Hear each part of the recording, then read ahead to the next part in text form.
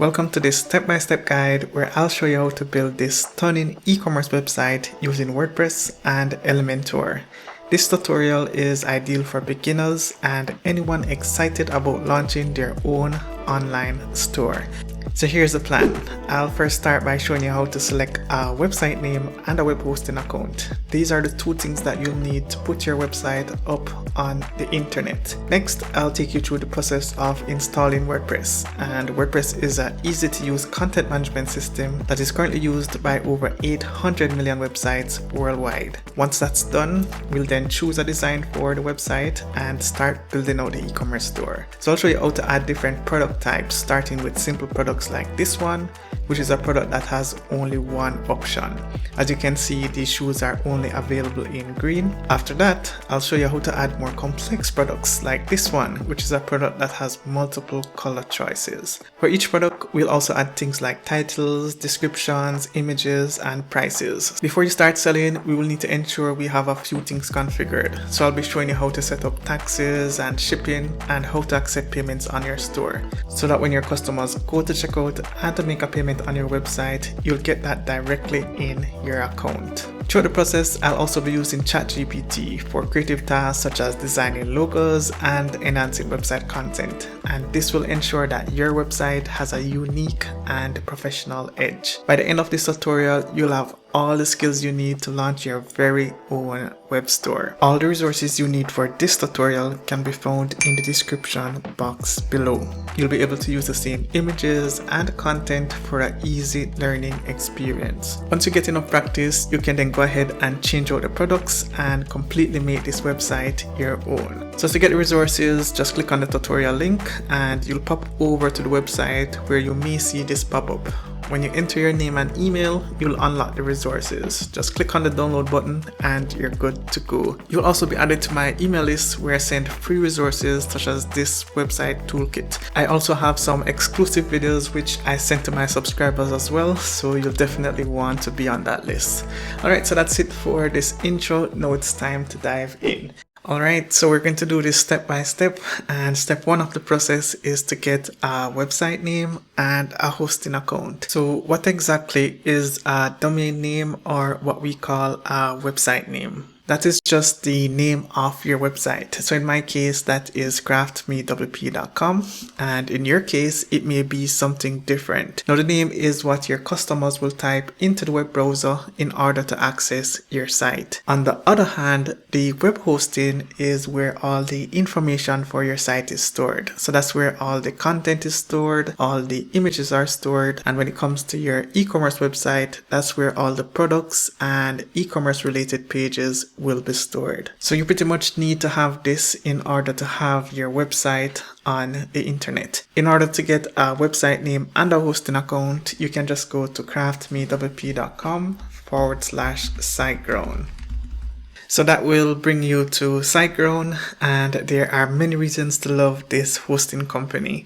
First of all, I build a lot of websites, and the most important thing for me is speed.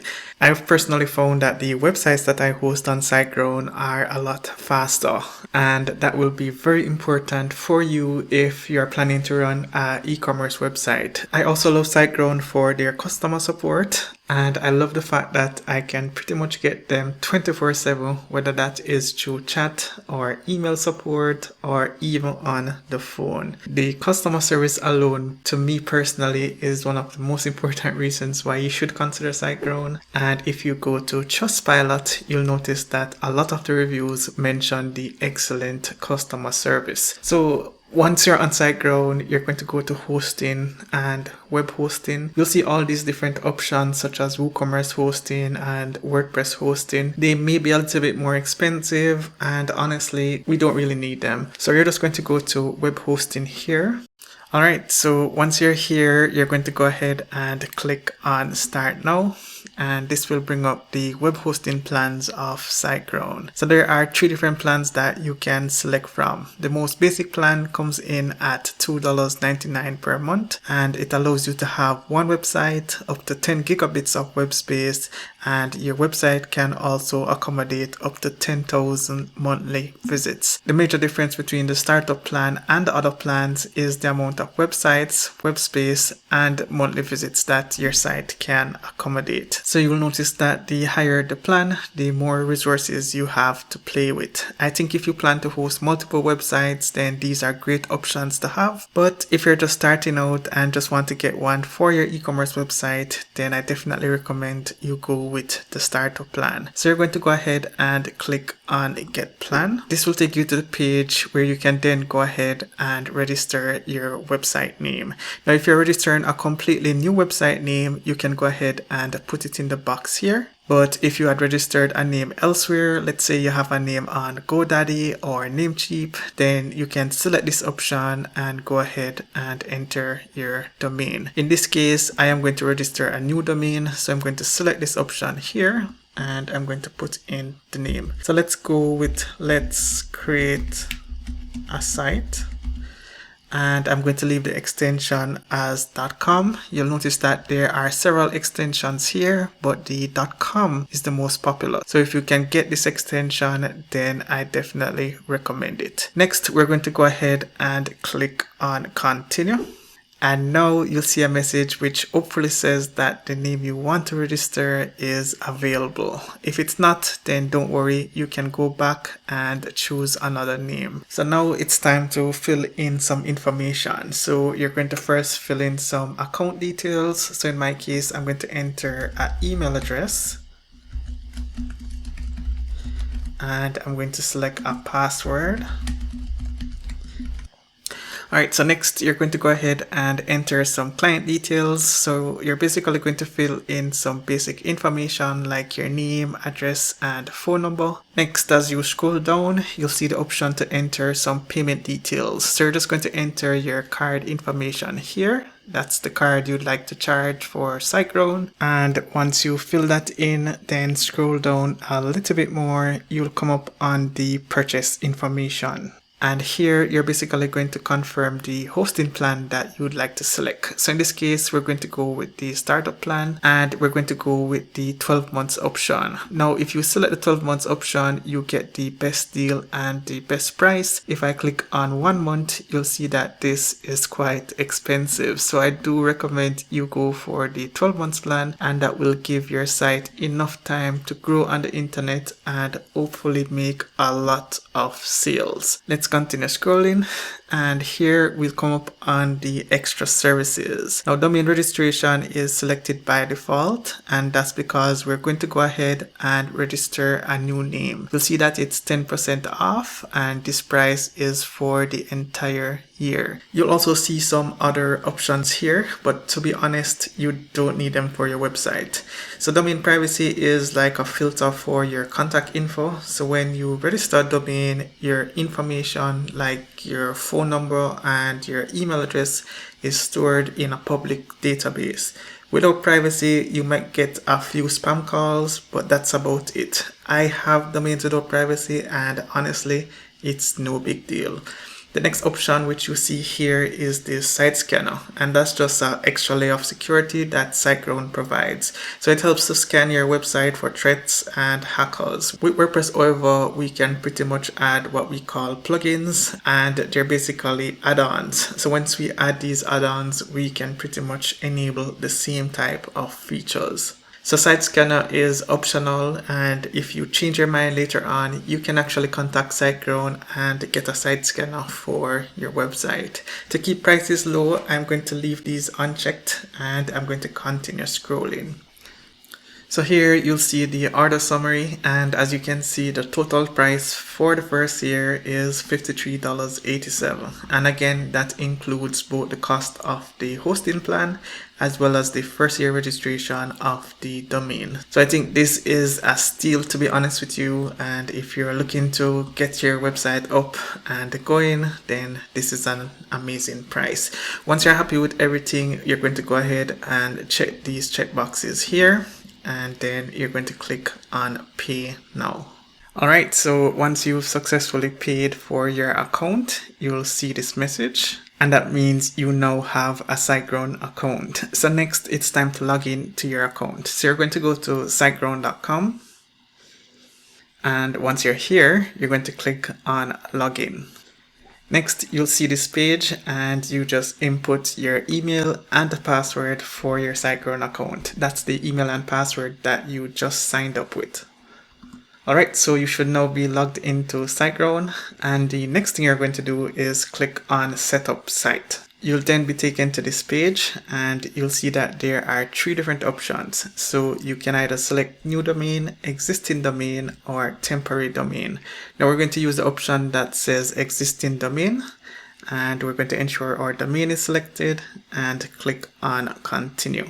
Next, you'll see these options here. So you have start a new website or migrate website. We're just going to click on skip and create empty site. Now we're on to the extras again. So SiteGround may try to pitch you that site scanner again, but it's optional for now. So we're just going to click on finish. Once you do that, you'll see this message, and basically SiteGround is creating your website. So we just allow this some time to finish. And once it's done, you'll see this option which says Site Tools. So you're then going to click on Site Tools. All right, we're almost finished with the process. You'll now see an option which says Install and Manage WordPress. So you're going to want to click on that option. And then you'll see 2 options. So you can either install WordPress by itself, or you can install WordPress and WooCommerce. Now we will be using WooCommerce in this tutorial, but for now, we're just going to focus on installing WordPress. Next, you're just going to fill in some details here, and that will be for your WordPress account. So our domain is selected. Next, you'll see some admin info. So you're going to enter a username and password for your WordPress website. You will also use these details to log into your website once WordPress is installed on your domain. You'll want to put an email here as well and ensure that you have access to this email. Where it says add-ons, we don't need that, so you can uncheck that option and then click on install. Alright, and just like that, WordPress is now installed. So next, you're going to go ahead and click on admin panel. So once you hit that button, it will take you directly to the back office of your website, or what we call the dashboard. Just in case you're not seeing this, you can actually go to your website directly. So in this case, my website is letscreateasite.com. And I'm just going to attach /wp-admin. Now this will always bring up the login screen for your website, and you'll be able to log in using the username and password that you created when you were installing WordPress. Alright, so let's jump back over, and as I mentioned, this is the dashboard. So this is where all the magic happens. This is where you're able to create posts if you're creating a website blog. This is where you're able to create the pages for your website. This is where you're able to control the look and feel of your website. And this is where you're able to also add apps, or what we call plugins, to your website. And we'll discuss plugins a little bit later. But plugins are basically add-ons that we add on top of your website to accomplish a certain functionality. So for example, we'll be creating an e-commerce website in this tutorial, and so later on we'll actually be installing the WooCommerce plugin, and we will be having some fun with that. The first thing I actually want to do though is I want to clean the site up a bit. So I'm going to go to settings and general. And the first thing I want to do is actually change out this site title. So by default, it actually says my blog, or it may say something similar, but I actually want to change it to my website name. So in this case, because I'm creating a website focused on shoes, I actually came up with the name Swift Stride. So that's the name that I'm working with for now. But if you have a particular name for your business or your website, then you'll definitely want to pop that in place right there. Next, there is some additional settings, for example, a tagline. So if your business has a tagline, then you can actually put that in. And as you scroll down a bit more, you'll see some additional settings. So you'll see the date format, the time format, and which day your week starts. So I'm just going to change this to Sunday, since it's Sunday for me. And then I'm going to click on Save Changes. So once I hit Save Changes, these become live on the website. And so these are my new settings. The next thing I want to change is the permalinks. So I'm going to go to settings and permalinks. Now, once you're here, you'll want to change the permalink structure of your website. By default, it's actually set to plain. And basically, this is not website or SEO friendly. So for example, let's say we had a shop page. Rather than the website saying let's create a site.com/shop, it would actually say let's create a website.com/random numbers or some random letters. So this is not very clean. And so the first thing we actually want to do is change this from plain to post name. So now whenever we create a page on the website, it will actually be let's create a site.com/the page name. Once we've made this change, we're actually going to go ahead and click on save changes. And that's all good to go. Next thing we want to do is we want to go to the pages section. So we're going to go to pages and all pages. And by default, WordPress actually installs a few default pages. Now, we won't be using these right now. So I like to clean things up and I like to completely remove these pages. So what you're going to do is you're going to click on this checkbox here, and where it says bulk actions, you're actually going to click on that and you're going to click on move to trash. Finally, we're going to click on apply. All right, so I've deleted those two pages and that's good. And I'm also going to do the same for the post section. So I'm going to go to post and all posts. Now there is a default post called Hello World. And again, this is a dummy post. So I'm just going to click on trash. So now we're ready to install our theme and start building out our website. To do that, we're going to go to plugins and we're going to click on add new plugin. Now in the top right hand section, you're going to type in starter templates. And here you'll see a bunch of different options, but the one we want to use is the one on the left. And as you can see, it currently has 1+ million active installations and it's rated 5 stars pretty much. So this is a plugin that we will use to pick our template and we will install a template and then customize it to make it completely our own. So we're going to go ahead and click on install now. And then we're going to click on activate. All right, so once you've done that, you'll then see this page here, which says select page builder. Now we'll be using Elementor for this tutorial. So we're going to click on Elementor. And next, you're actually going to see a bunch of different template options that you can choose from.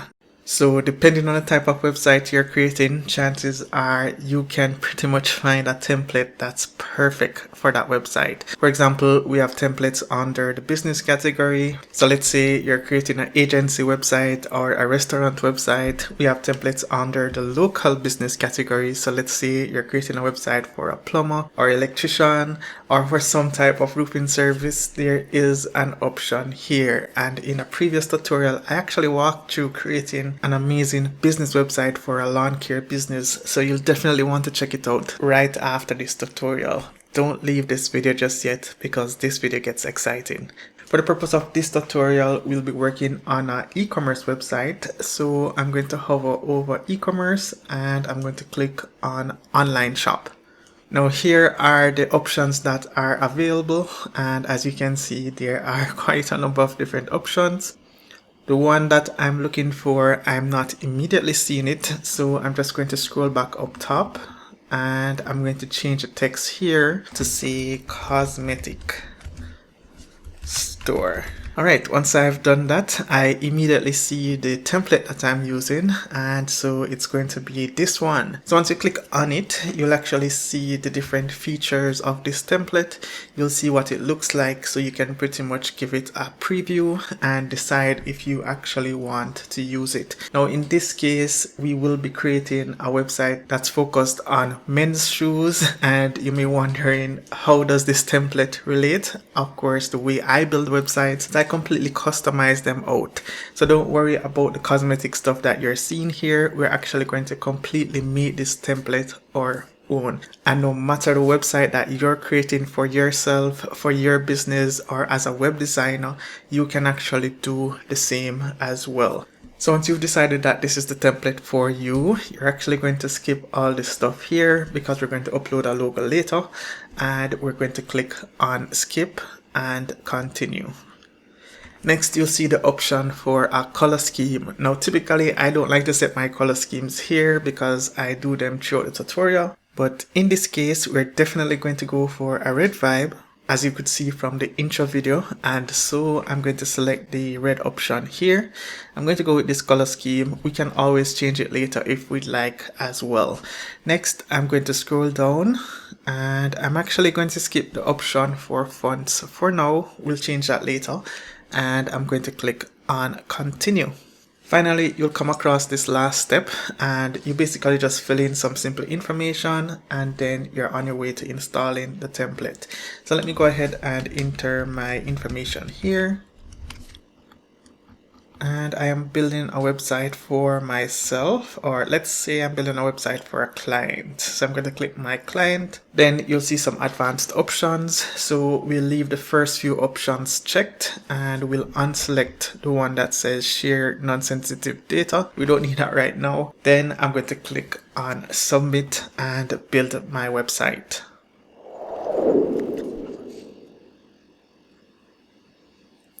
Alright, and just like that, the template is installed, and now we're ready to view the website. So once you see the screen, you're then going to click on view your website. And here's the website. So right away, you actually have a website that you can proudly show off, but we're not ready to do that just yet because we need to walk through the site and we need to start customizing things out. So we'll be changing things like the logo, we'll be changing the text here. We'll also be using ChatGPT, my favorite tool, to help us with some of the content. So we'll be using it to analyze the page and kind of change things around a bit. We may even use it to help us generate some background images, so that's exciting. As we scroll down on the page, we're just going to check out some of the other things as well. We're going to be changing out the products. So of course, we want to put in place our own products, that is our shoes. And to get that done, we'll actually be using this Excel sheet here. So I pretty much created 3 different categories of shoes. I created product names, descriptions, and prices. And so we'll have some fun actually creating simple products as well as variable products, which is a product that has different colors or different sizes. So that's cool. As we shift back over to the website, we can see some of the other stuff we'll want to change out, such as this banner here. We'll want to change the content to reflect our e-commerce website, and we'll want to change the text that's displayed here. So probably we can have some information that's related to our particular store. Finally, we'll also take a look at a bunch of shop features such as setting up taxes and setting up coupons, how to actually manage your orders, and we'll also take a look at integrating a payment system in the website so that you'll be able to accept actual payment from your customers. So we're about to begin, but before I do, if you really appreciate content like this, then take a quick second and drop a like on this video.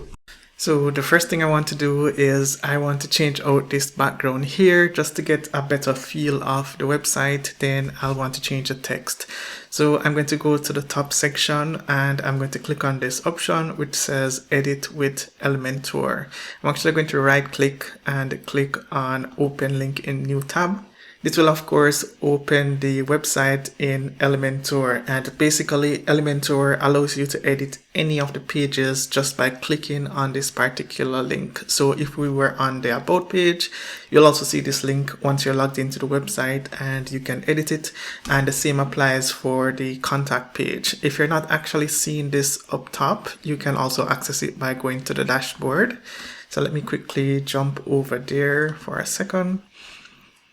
And if we go to pages and all pages, you'll actually see that under each of these options here, there is an option to edit with Elementor. So let me go ahead and close this.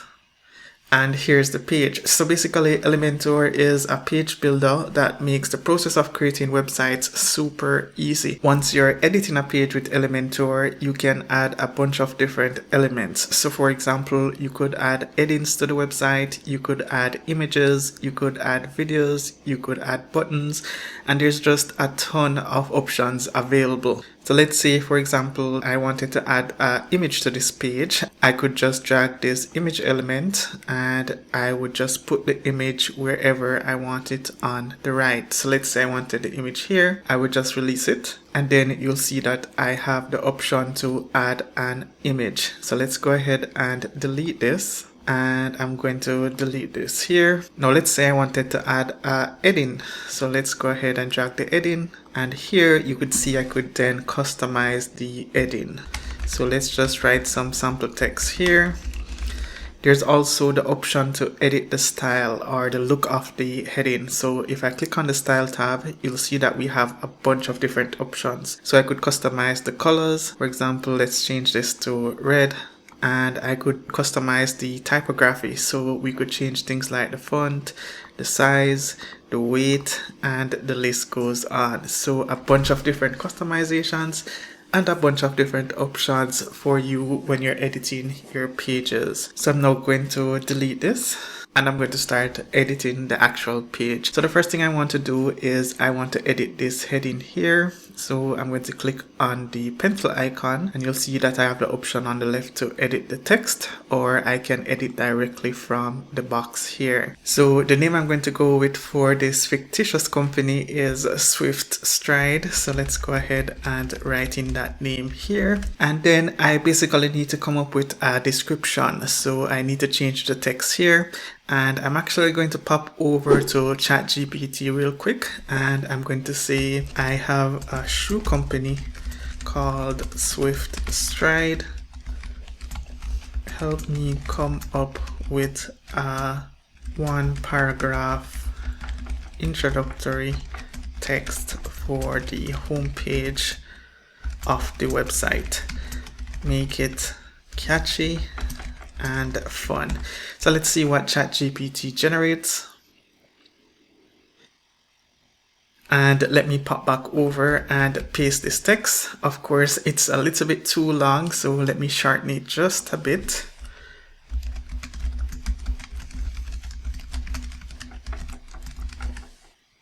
And that's more like it. This is a shorter version. So let's go ahead and copy and then we'll paste. Now, if you're generating a text for your own company, then you'll definitely want to reread this text just to make sure that it's in line with what your company is about and that you like how everything is said. So I think this is great. It may still be a little bit too long, so I'm going to see if I can take something out. So let's take out this first line here. And I'm going to work with this. So that's good.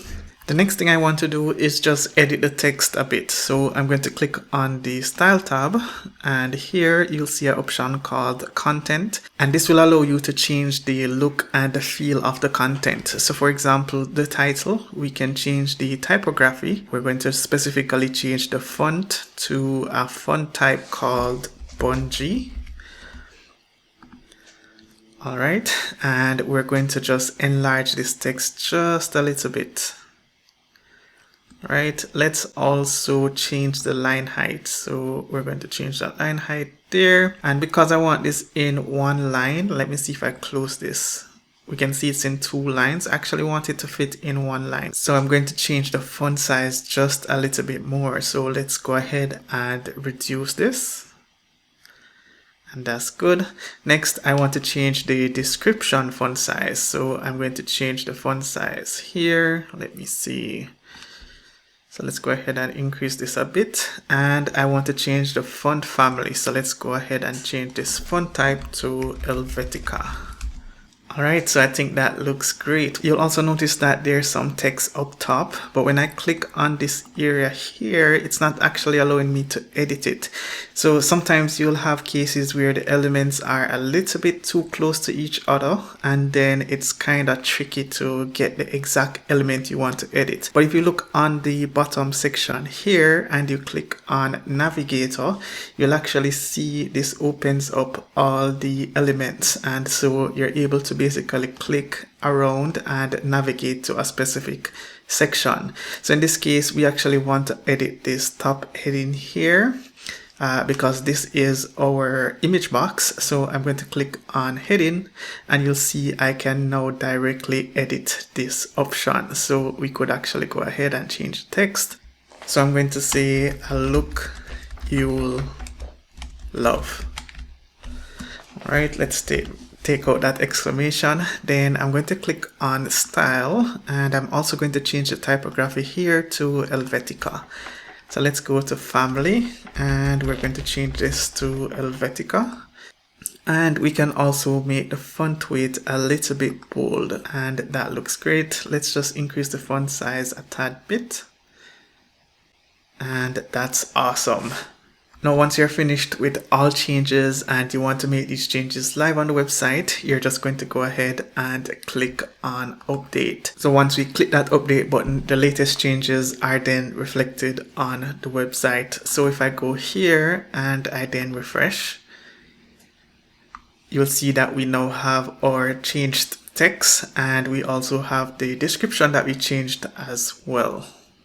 The next thing we want to take a look at is changing the background of the website. Now, for a shoe website, this background, you'll agree, probably doesn't match. If we take a look at Nike, for example, the first thing that you see on the website is a powerful image of a shoe. So I think it would be cool to actually replace this so that we have a website that reflects the type of products that we're selling. So in order to change the image, you'll just click on this container option here to edit the settings, and that will automatically take you to the style tab. So here's where you're able to then change the image and use your own. So if I click on the image here, you can actually see that our image is 1920 by 1080 pixels. So earlier I'd actually gone in Canva and I created a few banner options, of course, which I think we can actually use on the website.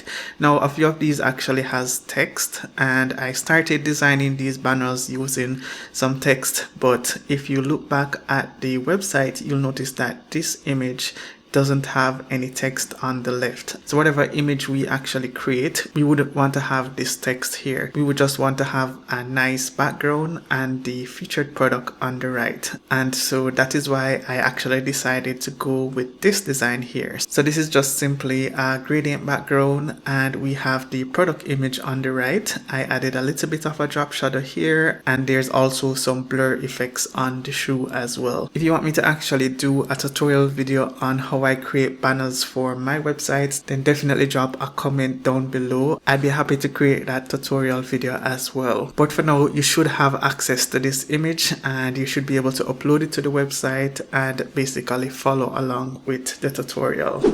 So what I'm going to do now is I'm going to click on upload files and then select files, and I'm basically going to be looking for the image on my computer. So let me go ahead and find that image and then upload it.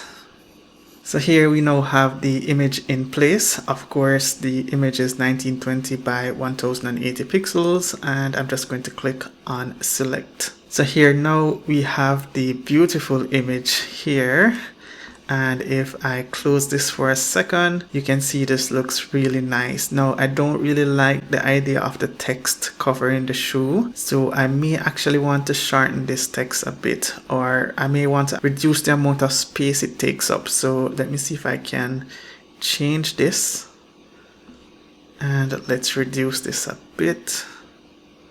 All right, I think that's a little bit better. Let's go ahead and reduce it some more, just so we have this text coming across to the left a little bit more. And let's take a look. All right, so I think that looks good. We can reduce the line spacing here, and I may actually be working with the text in 2 different lines. I know I originally wanted it in 1 line, but I think I may keep it like this instead. So let's go ahead and make those quick edits. So I'm under the style tab, and I'm going to right click here and click on edit image box. Then I'm going to go to content, and let's reduce the line height of the main heading a bit. So let's reduce this here. And let's go to the description. Maybe we can reduce the text size of the description just a tad bit. Alright, so I think that's good to go. The other thing you may want to consider is changing this text. Maybe the introductory text doesn't work too well here, and in this case we can change it to something else. So let me go ahead and look back at what I did on the Canva design. So I'm going to use this text again. So it says order now and use coupon code FRESH for 10% off. And don't worry, later on I'm actually going to show you how to set up coupons on your store. But I'm going to change this text to that right there. So let's go ahead and put this in. And yeah, I think it looks a lot better when it's a shorter text. So let's change the style here and the content. Let's probably make this a little bit bold. Oops, I'm editing the wrong thing. So let me undo that. I'm actually looking to edit the description. So let's change the weight to 500. Okay, how about 600? All right, I think that looks good. Let's reduce this a little bit more.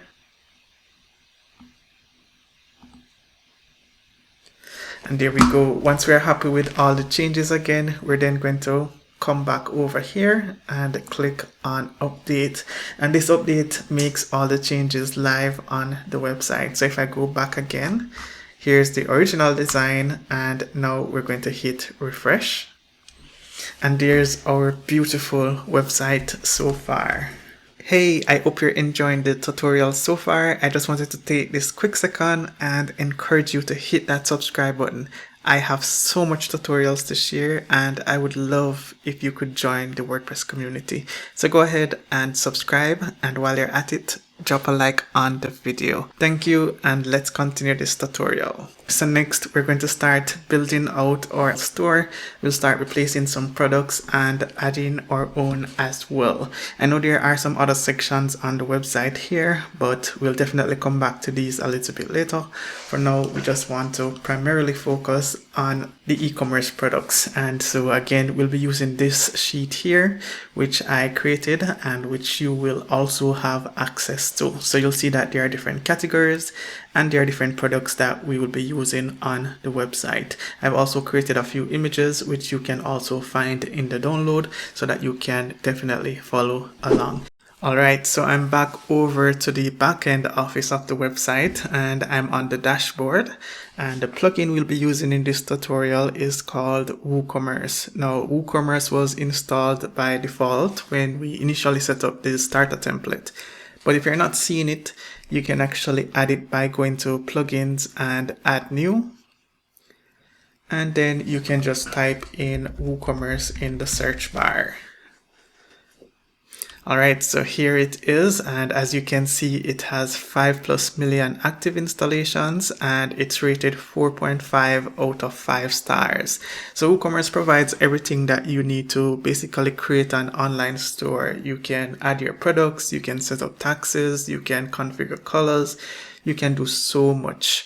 And I'm about to show you how to do that. So I've installed it already. As you can see, I need to update. So let me just quickly click on update now. All right, so we have the latest version and we're first going to go to WooCommerce and settings. Alright, so this is where you configure the settings for your store. So we won't go through every single setting here. I just want to focus on general and products for now. But I promise we'll go through tax, shipping, and payments later on. So I'm first going to scroll down on this page, and the first thing that you'll see is the store address. Now, where is your business located? You'll want to put in a physical address, but if you don't have a physical address or a physical business location, then just using the state, zip, and city is fine. So you can go ahead and fill that in. The next thing you'll see is the general options. So first on the list is the selling locations. Now, are you selling to every country in the world, or are you only selling in the United States? You can click on this drop down here and you'll see the option to sell to specific countries or to sell to all countries except for and you fill in the country that you're not selling to. You'll also see the shipping locations. Now, are you shipping worldwide or are you shipping only in specific countries? I've had a few clients where their business was based in a particular country and they were only interested in shipping to those locations or those countries. So you can restrict that by clicking on this drop down here and then selecting that option. Next, you'll see default customer location, and you can select an option here as well. I typically leave it at the shop country, and so when the customer is checking out, that default location will be selected as default in the shipping details. You'll also see the option to enable things like taxes and coupons. So you may want to enable these from now, and we'll definitely be taking a look at those soon.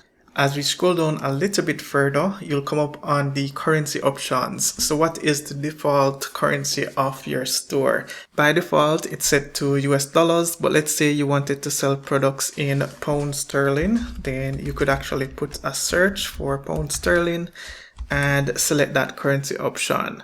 So I'm going to leave this as default, but as you can see, there are a number of different currencies that you can choose from.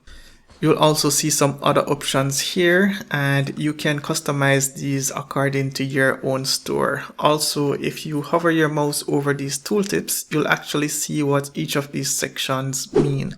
The next settings we'll want to take a look at is the product settings. So if I scroll down a bit on this page, you'll see that there are a number of different options. The first option allows us to change the default products page. Now this is the page where all our products are displayed on the website. And once we installed WooCommerce, it had installed a shop page. But if you're not seeing this option here and you don't have a page to set as your shop page, you can go to pages and create a new page. And once you've done that, then you can come back and set your shop page here. The next thing you'll see is the add to cart behavior. So what should happen once someone adds a product to their cart? Should they be redirected directly to the cart page, or should they be allowed to continue shopping on your website? So that's what you can set up here. You'll also see some other options, and here's a tooltip for each of them. Now, one of the things you'll definitely want to set up is your measurements. So measurements vary by country. For example, some countries use pounds, while some countries use kilograms, and some countries also use inches instead of centimeters. So you can set the measurements for your particular country, and you'll actually be using these units when you're adding products to your store. For example, you may end up adding products that have a particular weight, and you may want that weight to be displayed in pounds. So you can configure those to your liking. For me, I'm going to select pounds, and for dimensions, I'm going to select inches. Next, you'll see the review section. So you can configure these according to your liking. You can enable or disable product reviews on your website, and you can also enable or disable star ratings as well. Again, just like before, once you're finished with all the changes, you're then going to go ahead and click on Save Changes. Alright, so you'll see that there are some other options here as well, such as inventory. So if I click on that real quick, you'll see that you can control things like stock management. So you can have the website send you an email once a stock falls below a certain limit, or you can also hold the stock for a particular amount of minutes. So let's say someone adds the product to their cart, but they didn't end up checking out. The website can hold that product in place for any amount of minutes. So you can actually control that here. As you can see, this is where you configure the notification settings, and you can also configure the low stock threshold as well as the out of stock threshold. So these are great settings for you as well. And you may not want to configure all of these right now. You can always come back and make the changes. You'll also see that there are downloadable product settings and approved download directories. We won't really interact with this right now, but it's good to know that once you want to make any edit to your store, you can go to WooCommerce and the settings to then make those changes. Alright, so now that we have a few settings configured, it's time to start adding some products to our store. So I'm going to scroll down, and on the left hand side, I'm going to go to products and all products. So the first thing I want to point out is that here you'll see all the products for your store. Of course, these are the default products that were installed once we had set up the starter template and WooCommerce initially. So you'll see a few things. First of all, there is the product name here. You can also see the stock quantity, the price, the category of the product, and when it was published. You have a number of different things that you can do to a particular product, such as edit it or trash it, or you can even duplicate the product. For us, I'm going to scroll up and I'm going to click on Add New. Alright, so once you're here on the Add New Product page, you'll see that there are a number of different things for us to fill in to basically create our product.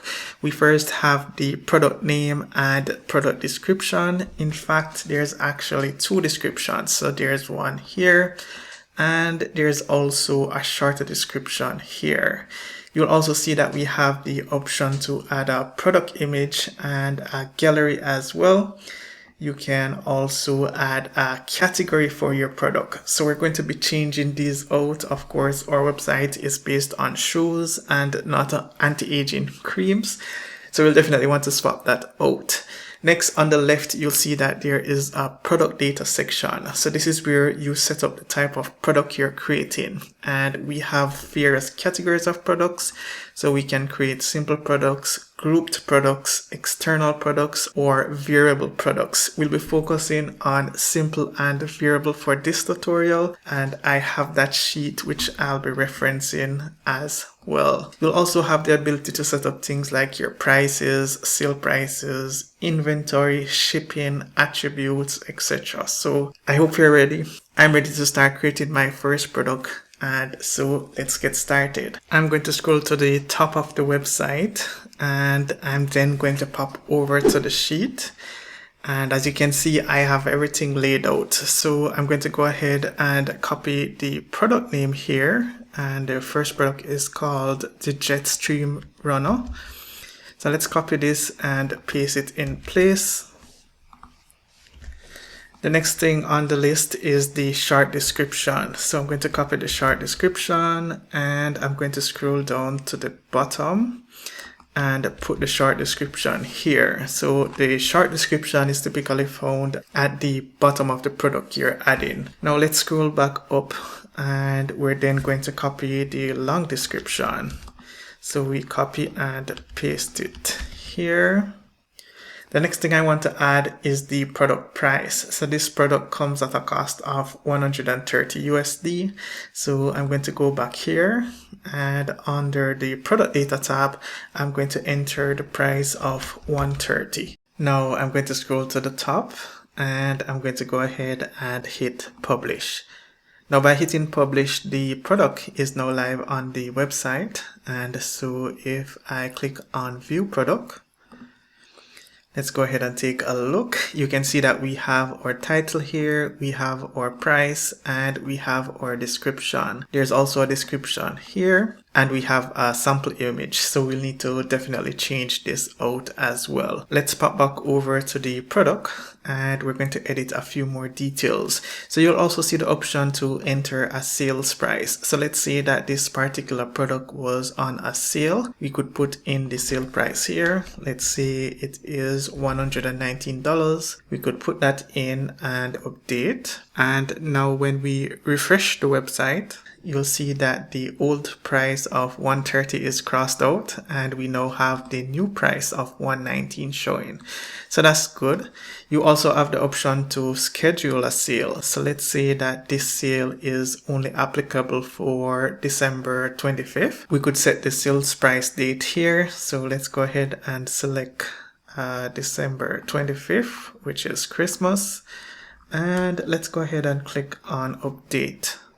So now if I go ahead and refresh the website, you'll see that the sale isn't showing currently. But of course, once December 25th hits, the sale will then be live. So that's a cool feature as well. I'm going to go ahead and remove the sales price. I'm not offering a sale right now.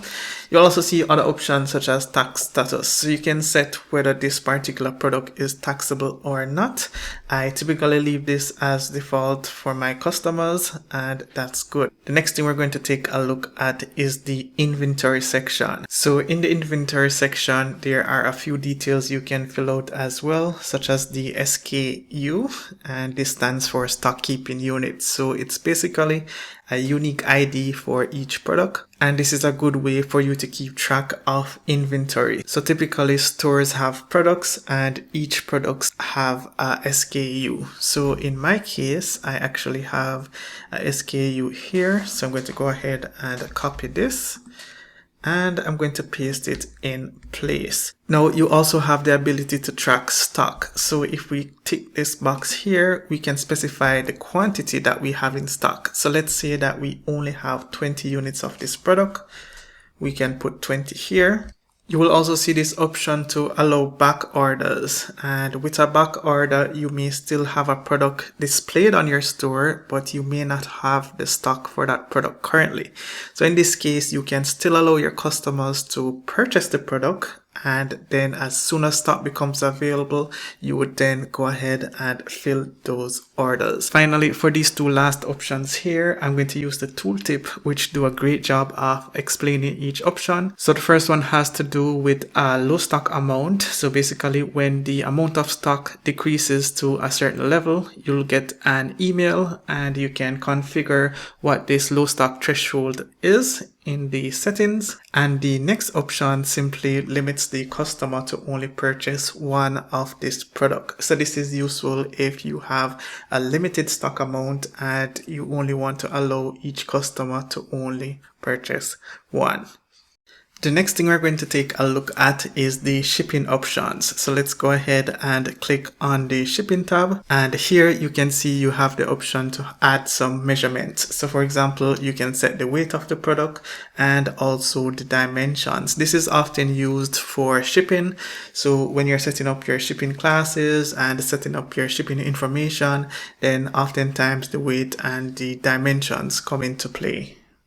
Next, we have the linked products. So you can pretty much tie products together with WooCommerce, and you can do that by using upsells and cross sells. So here you can see that upsells are products which you recommend instead of the currently viewed product. So this is a good way for you to increase your sales. And you can also do cross sells. So when someone is checking out and they're on the cart page, they can actually see similar products as well. These features have the main goal of encouraging customers to purchase more on your store, which means more profits in your pocket. Next, we can talk a little bit about attributes, and this is basically distinguishing features that you can set up for each product.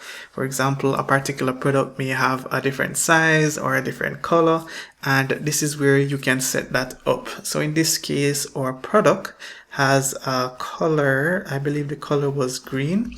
So let's go ahead and set up a quick attribute called color, and let's set the value to green, and then we're going to click on save attributes. Finally, we're close to the end of the product data tab, and you'll see two additional features such as advanced, and these have some additional options here. For example, a purchase note, which allows you to send a note to a customer after they have purchased a particular product. You'll see this option to enable or disable reviews. I always leave it enabled just because I love to see what my customers think about my products, and so it's a good feature to have on the website as well. Alright, so enough talking, let's get back to some action. I'm going to scroll back up top, and I'm going to click on update, and we're going to start adding in some other stuff. So I believe we have the images to add. I'm going to click on product image here. So I'm going to click on set product image, and I'm going to select the image from my computer. So let me go ahead and look for this product image. Actually, I'm going to go ahead and upload all the images for this particular category. And let's look for the product that I am building right now. And I believe this is it. So I'm going to click on set product image. We don't have any gallery images right here, but we have another product where we will be using this feature. So I'm going to just scroll down. and the product category section is what's next. So here you can add the product category for your shoes. In this case, we are using a product category called men's running shoes. So I'm not seeing that category here. So I can just click on add new category, and let's add the category name. And let's click on add new category. So that's good. And I'm going to unselect uncategorized, and we're going to continue down. So far we've set up a few things. We've set up the title, the description, the product pricing, and an image as well. And we've also set a category. So now I'm going to go ahead and click on update. And let's take a look at the product now. So on the older version, we didn't have an image here, and now I'm going to refresh. And here you can see our product image, our pricing, our description, and our category is here as well. We can also see the amount that we have in stock. Here's our SKU as well. And all of this is looking amazing. If we click on additional information here, you'll also see that our color is displayed. So that's awesome to see. And if we added a weight and a dimension, it would also display under this additional information tab as well. So now that I'm happy with all that, I'm going to go through the process of adding a new product a lot faster now, and I hope you'll follow along. So the product that we're going to add is the Metro Glide. And so I'm back here under products and add new, and let's go ahead and add this product. So I'm going to copy the product name, and we'll pop that in place. Next, we have the product description. So this is the long description. And so we're going to copy this and go back, and we're going to paste it here. All right, so that's good. And next we're going to copy the short description. So let's go down and paste the short description here. And by the way, I'm adding all this information under the text tab. Sometimes when I add it under visual, there is some formatting issues, and so I prefer to add it under text just so that all the formatting is removed. Next, we're going to go ahead and add the price. So this product comes at a cost of $125, and so we're going to scroll up and we're going to enter the price of $125. There's no sale going on, so we're going to leave this blank. And next, we're then going to add the attribute. And in this case, the attribute is a color black. So let's go back here. Let's click on attribute, and let's add the attribute color, and let's add the value black. All right, so we're going to hit save and save again. And of course, we're under the category men's running shoes. So we're going to go ahead and select that category from the list. And here we go. Finally, we're going to scroll up and we're going to set a product image. So this product is called the Metro Guide. So we're going to click on set product image, and we're going to look for that product. So here it is, the Metro Glide. And I'm going to click on set product image. Finally, I'm going to click on publish. So that was a lot faster. We definitely added this product a lot faster. And so once you've hit publish, you can now view the product on the website. And here you can see the amazing Metro Glide. I actually want one of these shoes. I really love it. So now you know how to add a simple product to your store. Next, we're going to take a look at adding a variable product. So with a variable product, you can specify things like colors and size. And when the user selects a different color shoe, you'll actually see the picture change. So let's show you how to do that right now. So to add a variable product, we're first going to go back to the dashboard, and we're going to go to products and add new. All right, so once you're here, we're going to pretty much fill in the same details as before, and you should be comfortable with that by now. So I'm just going to go back over here, and I'm going to grab the product name. So in this case, I'm adding the Trailblazer Flex. So let's add in this name here. Let's also add in our short description, which goes here. Let's add in our long description, which goes here. And we're just going to add our product category. So our product category is the men's running shoes. So let's select that on the right. All right, so we're pretty much on pace with everything that we've done so far for a simple product. Now the difference comes in when it's time to add the colors. As you can see, this particular product has 3 different colors. It has a multicolored version, it has a blue version, and it also has a red version. Now in cases like this, we probably want to set up something called a variable product. So what we do is we click on the product data tab, and we're going to select variable product.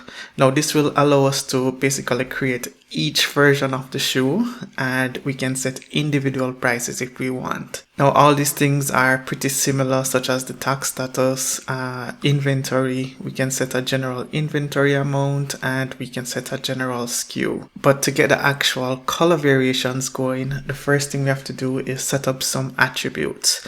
So we're going to click on attributes here, and we're going to enter the name color, and then we're going to enter each color in the value section. So I'm going to go back to my sheet, and let's copy the first color, which is multicolored, and let's pop it in place.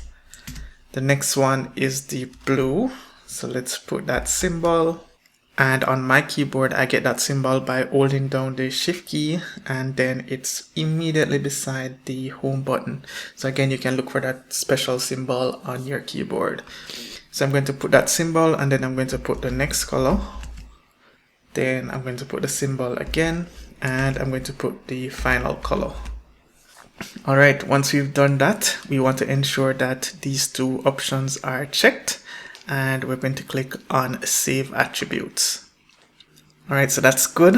The next thing we're going to do is we're going to click on Variations. So in this section, you basically generate a variation for each color. So the fastest way to do it is to click on Generate Variations and click on OK. Alright, so here's our 3 colors, and what you'll notice is that if you click on each of these, so let's click on this one for example, you can see we can set a image, we can set an individual SKU, we can set a regular price, a sales price, stock status, weight, and even a description. So basically each product can have its own values, and I'm going to show you what that looks like. So let's scroll back to the top, and we're going to start with the multicolored product first. So I'm going to pop back over to the sheet, and here's the values. So it's the Trailblazer Flex, and the first color is multicolored. So we're going to select the image option, and I'm going to select the Trailblazer Flex multicolored version. So let's click on Set Variation Image. Next, I'm going to look at the price. So the price of the multicolored version is $150.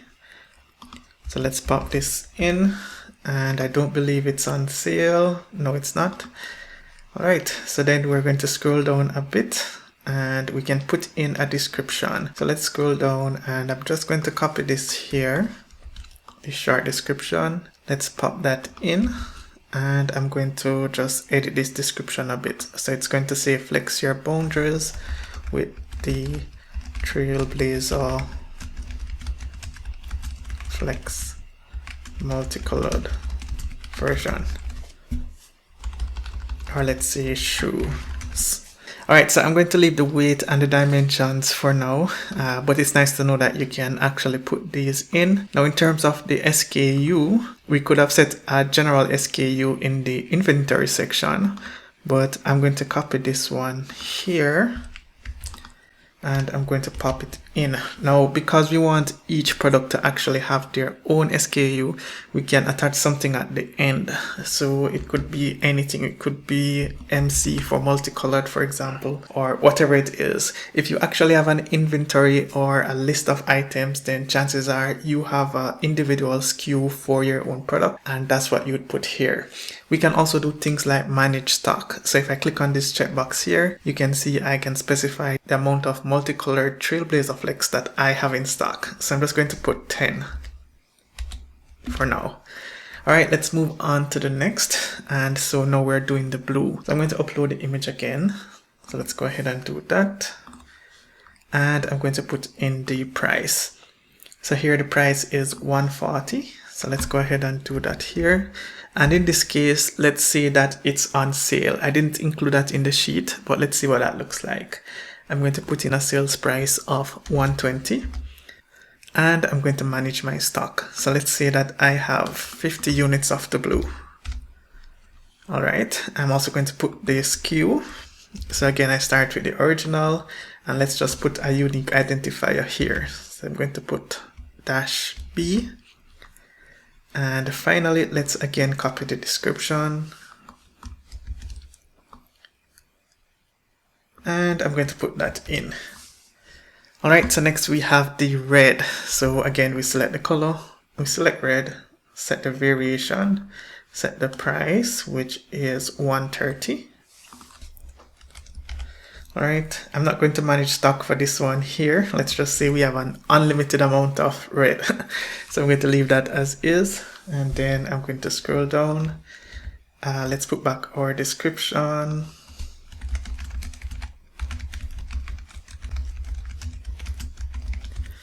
All right, and the SKU. So let's copy this again. This time I'm going to put R at the end to represent red. All right, so I put in the 3 different colors, and so I'm going to scroll back up top, and I'm going to click on publish. All right, so the product is published, and now I'm going to click on view product. So let's open this in a new tab. And here you can see the product. So we have our title here, we have our category, and we have our price. Now you may be wondering, where the heck is the actual shoe?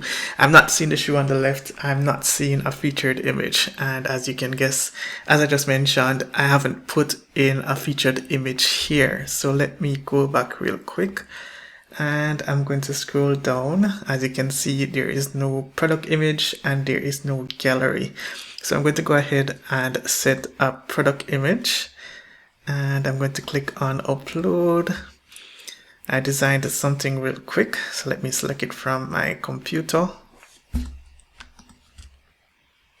All right, so I'm going to set this as the featured product image. And I'm just going to set a gallery image as well, which is this image here. Then let's go ahead and click on update. Now when I refresh the page, let's see what it looks like. So now you can see our featured image, and you can also see that there is a gallery. So we have the featured image here, and you can put multiple images in the gallery to then give that gallery effect.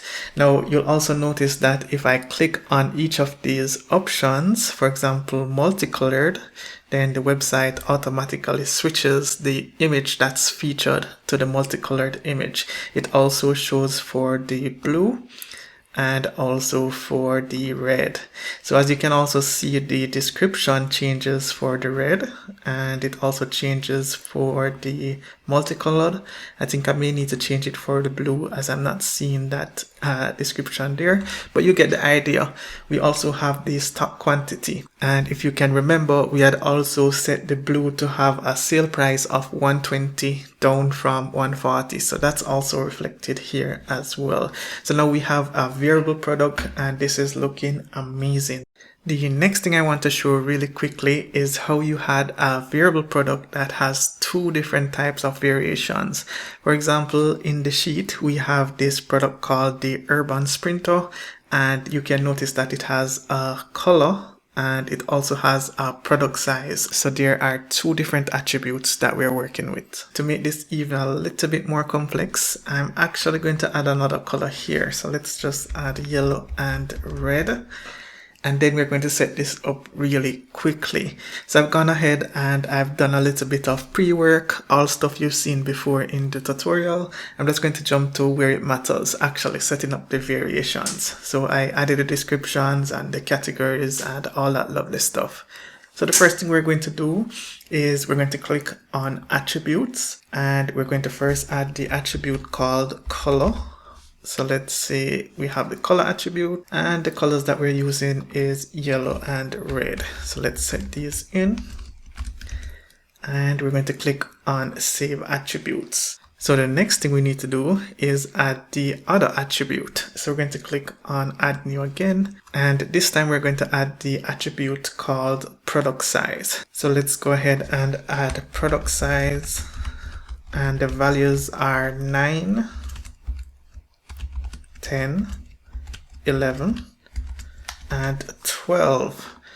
So does that seem right? Yes, it does. Okay, so I'm going to go ahead and click on save attributes, and then I'm going to go to variations, and now I'm going to click on generate variations. And here you can see that the list is a lot longer. So basically it generated a variation for every color and size. So there is a color called yellow, and there is a size for 9, 10, 11, and 12. It also did it for red. And so the process now is pretty much the same. You'd be able to go into each of these, and you can set your own product image, your own SKU, your own price, and your own description. Now I didn't generate an image for the red shoe, but let me go ahead and do the yellow. So I'm going to click on upload an image, and I'm going to click on the yellow shoe here, and then we're going to set the price. So the price for this shoe is 110 and the sales price is 90. So let me go ahead and set the price here, and we'll also set the sale price. All right, let's look at the SKU. So we're going to set the SKU here, and we're just going to put Y for yellow. Now you can also set the description here, and if you had different images for each of these, then you could actually set that up as well. You could also set individual prices. So let's say for some reason the size 10 yellow shoe is a different price, you could set that in place. Let me go ahead and publish this. Then we're going to go ahead and click on view product. And here's our product. Of course, as you can see, there is no image shown here again because we did not set a featured image, but you can see our variations on the right. Now we had only set up the size 9 yellow shoe, and so you can see size red is actually disabled as we didn't have a price and we didn't set those up. So if I select yellow and I select 9, you can see our product is now shown. So then I can go ahead and add this product to my cart, and I could then go ahead and check out. So I hope you now have an understanding of how to go about setting up an e-commerce store with simple and variable products. If you go back to that folder which I've shared, you'll actually see that there is another category called men's fashion sneakers, and in that category I have a few images, and you'll see the products related to those images in the sheet as well. So you can use those images along with what's in the sheet and create your own products. It's good practice, and it will definitely help you to become a lot more comfortable with WooCommerce. So let's go ahead and check out the cart functionality. So if you click on view cart here, you can see a summary of the products in the cart. You can also see the subtotal and total as well. The customer can also set up a coupon code, and I'll show you how to do that soon, but we're going to just go ahead and click on proceed to checkout. So here on the checkout page, you can then see that the customer would fill in their billing details and shipping. Of course, shipping isn't enabled currently, so we probably need to make some adjustments there. but on the right hand side, you can also see a summary of the order, and then the customer would just select their payment methods and place the order. So we have a few things that we'll need to do to fully set up our store, and we will definitely be doing that shortly. Before I continue, I just wanted to go over one of the things I mentioned earlier. So when we were setting up the products earlier, you would have remembered that we set the product categories on the right hand section. Now, a lot of these categories aren't related to our store, so we'll want to delete them. So in order to do that, we're actually going to go to products and categories. And here you'll see all the products for the store. So we can go ahead and click on this checkbox here, and we're going to ensure that everything is selected except the one we want to keep. Then we're going to go to bulk actions and click on delete. So now we should only have our men's running shoes category, and then we can start adding the other categories. So the other categories from the sheet are men's fashion shoes and men's walking shoes. So I'm going to go ahead and set up those. So let's say men's fashion shoes, and we're going to click on add new category. Then we're going to add men's walking shoes. And let's add a new category. All right, so that's good. Now let's say we had a subcategory. Let's say under men's running shoes, we had two subcategories called spikes and let's say trail running shoes as an example. We can also set up subcategories in this section. So let's go ahead and add trail running shoes.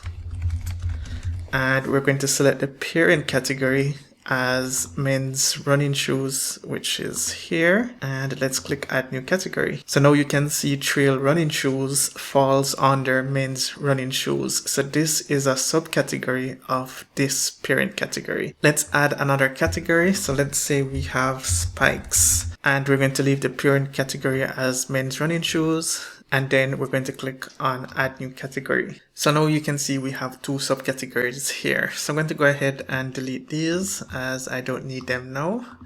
And I'm going to click on apply. All right, so that's good. So let's head back to the product and let's take a quick look at the attribute section again. So we had set up attributes on the product level, but we can actually set up the attributes from the left-hand column as well. And sometimes it's better to set up attributes ahead of time before you actually start creating products. So we're going to go ahead and click on attributes. And once you're here, you can then go ahead and set up your attributes. So let's say we had the attribute called color, and I'm going to click on add attribute. And once I've done that, you'll see that I can now add the different colors. So I'm going to click on configure terms. And once here, I can set up all the colors. So let's add blue here. So I'm going to click add new color and I'm going to add red. All right, so once I go to products and add new now, then I scroll down and click on attributes, you'll see that we can now add an existing attribute. So if I click on this, you'll see color is available and I can select the values. So blue is there and red is there. So it basically saves you a lot of time from having to create the attribute every single time you create a product. You can also see on the right hand side that all our product categories are now narrowed. We got rid of all the dummy categories that were there, and our categories are now focused on the ones related to our store. Next, let's quickly talk about tags. So tags are pretty much keywords that we would use to help describe our products. So in the case of our trail running shoes, for example, we could use tags like trail ready. So let me go ahead and add that. And I'm going to click on add new tag. We could also add a tag called comfort fit. Let's go ahead and add that. And we could also add a tag called men. Why not? Let's add that tag. So now when I click on add new product and I scroll down, let's click here. And if I write men, you'll see that it pulls up the tag. It will also pull up the other tags as well. So let's write in trail, and here's our trail ready. and let's add comfort fit.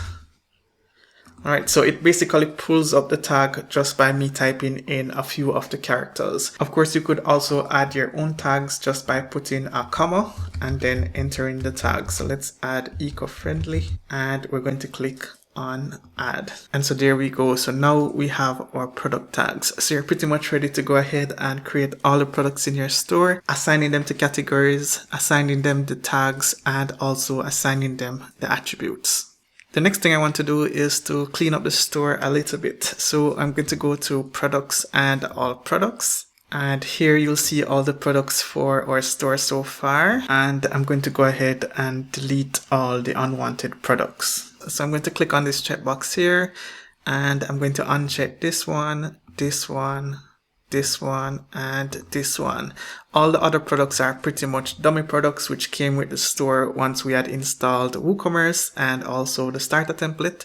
So I want to delete them. So I'm going to go to bulk actions, and I'm going to click on move to trash. Alright, so that's good. Now you're only seeing 4 products in my store, but in a second, you're actually going to see me add all the other products. If you're following along with this tutorial, then you can go ahead and add the products as well. Alright, so here we go. I've added all the products. I believe I have about 12 products in the store, all at different price points and all have different features. So let's go ahead and visit the website now. And here's our site. So now we have all the products here. So we have 1, 2, 3, 4, 5, 6, 7, 8 products displayed on the home page, and some products actually have a sale going on. So if I click on this product, for example, you can see the Pathway Pioneer is now being sold at $90. And if I click on the shop option, you'll see that all our products are now being displayed in the shop. You'll also see that we can filter by categories. So we can look at the men's fashion shoes, or we can look at the men's walking shoes. So we may need to adjust this heading here, but if I scroll down, you can see all the different products. Let's take a look at the Urban Trek, for example. So this particular product has 3 different variations. So we have one for the color, we have one for the stripes, and we have one for the size. So if I click on gray, red, and size 9, here's what the product looks like. If I click on gray, blue and orange, and any of these colors, here's what the product looks like. So you're really gonna have fun creating these products if you decide to go ahead. The main point I want to showcase is that you can create pretty much any store using these same features, add in your attributes and your variations, and pretty much create the store of your dreams. So if you're creating a store for handcrafted items or jewelry, then this is the exact process that you would follow in creating that store. So I'm going to quickly go ahead and go back to the shop page. And I did mention that the title was a little bit too big, so we need to adjust this title a bit. And to do that, we can go to the customize section. So once you're logged into the website, you'll see this option to customize. So let me go ahead and right click and open link in new tab. And once you're here, you're then going to go ahead and click on global. Next, we're going to click on typography, and we're going to scroll down a bit, and we're going to change the H1 font. So we're going to click on this pencil icon here. And here you can see it's set at font size 90. Now this is a little bit too big, so I'm going to reduce this to about 45 or 42. Let's go with 42, and I'm going to click on publish. Now let's go back and refresh this page, and here's our title. Now this looks a lot better. The text here is a H1 font type. So once we reduced the size, then the H1 font that's used here was also reduced. Over here, it's actually using a H2 font type. So if we go back to the customize section and we click on the H2 font option, we can reduce this a little bit more. So at the moment it's set to 36. Let's actually go to about 25. Then I'm going to click on publish. And now you'll see the updated site has a reduced font. So all this is looking fantastic. Alright, so now it's time to talk a little bit about shipping. So usually when you visit a website and you order a product, when you're on the cart or the checkout page, you'll often see a section for some shipping details. So I'm going to show you how to set that up for your website. So the first thing we're going to do is we're going to go to the dashboard and we're going to go to WooCommerce and settings. Alright, so once you're under the settings tab, the first thing that you'll want to do is scroll down, and I'm on the general as you can see. So I'm going to scroll down here, and you'll just want to ensure that your selling locations and shipping locations is set to the values that you want it to be set to. So for shipping locations, are you shipping to every country that you sell to, or are you only shipping to specific locations? I've had clients where I've had to restrict the shipping locations to a specific country, even though they sold their products worldwide. So for this example, I'm going to show you what that would look like. So I'm going to click the drop down here, and I'm going to say ship to specific countries only, and I'm going to leave that at the United States. So let's go ahead and save my changes here. The next thing you're going to do once you've set that up is you're going to go to the shipping tab. Now in this section, you're able to set up what we call zones, and these are basically your shipping locations. So you can set your individual prices for specific countries or for specific states. So let me go ahead and scroll down, and I'm going to click on add zone. Alright, so once you're on this page, the first thing you're going to put in is a zone name. So let me go ahead and set one up, and let's call this one United States.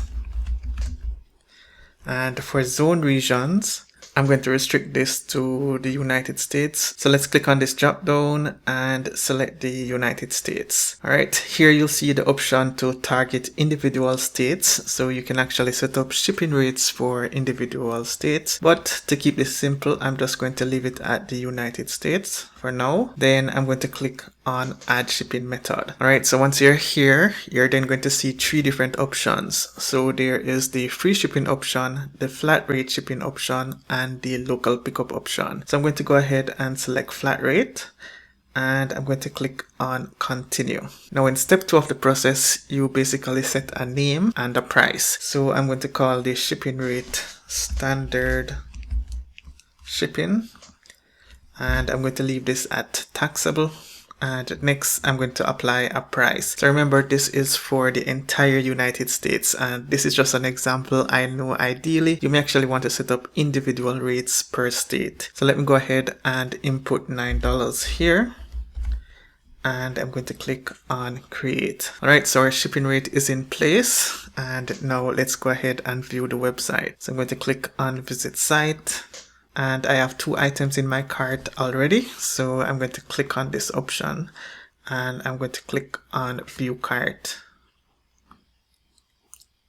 Alright, and here's our default shipping rate of $9. So if I click on change address, as you can see, I can only select the United States, and that's because of the restriction that I had set up in the general settings. So regardless of the state, if I switch this to South Carolina, the shipping rate is pretty much going to be the same. So let's go ahead and click on update. And here you can see the standard shipping rate in this case is the same $9. So let's go ahead and take a look at what it would look like if we were to set up shipping rates for each individual state. I'm going to do an example with 2 different states. And so let's go back to the back office here, and I'm going to go back to shipping zones. And once we're here, we're then going to start setting up that other zone. This zone which says everywhere was there by default. And so you may want to just go ahead and delete this.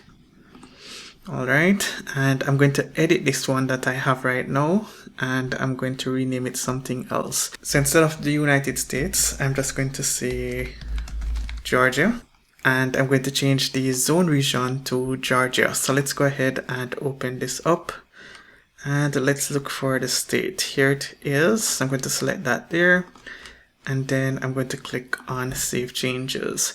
So now when I go to the checkout page, if I refresh, you can see that there are no shipping rates available for the default location that I had previously set. So if I click on enter an address and then I change this to Georgia and update, now you can see that our shipping rate is displayed. So this is a cool and convenient way of actually putting in shipping rates, and you can narrow the rates down by the state. So if I go back here and I go back to shipping zones, you're pretty much able to set up every single state in the United States or whatever location you're targeting and then set a rate. You can also set additional shipping methods as well. So if I go to the edit button again and let's scroll down, let's click on add shipping method. We could set up local pickup as well. So let's go ahead and enable this, and we're going to click on continue. And we're going to leave the cost at $0. And then we're going to go back to the cart and refresh. And now you can see we have two different options. So we have the standard shipping option and we also have a local pickup option. So that's really cool. Next, we're then going to go ahead and add another shipping method. And this time we're going to go with free shipping. So let's go ahead and click on continue.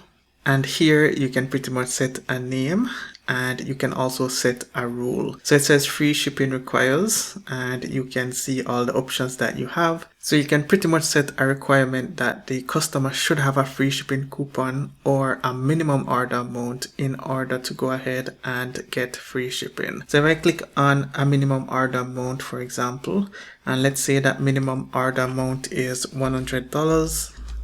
And here we have a rule to apply minimum order rule before coupon discount. We can just leave that off, and we're going to click on create. Now I'm going to go back to the store and I'm going to refresh. Here you can see we have the free shipping option just because the price is over $100. However, if I remove this item here and I scroll back down again, you can see we no longer have the free shipping option. So those are really cool features to have, and you can pretty much enable or disable them for your own store.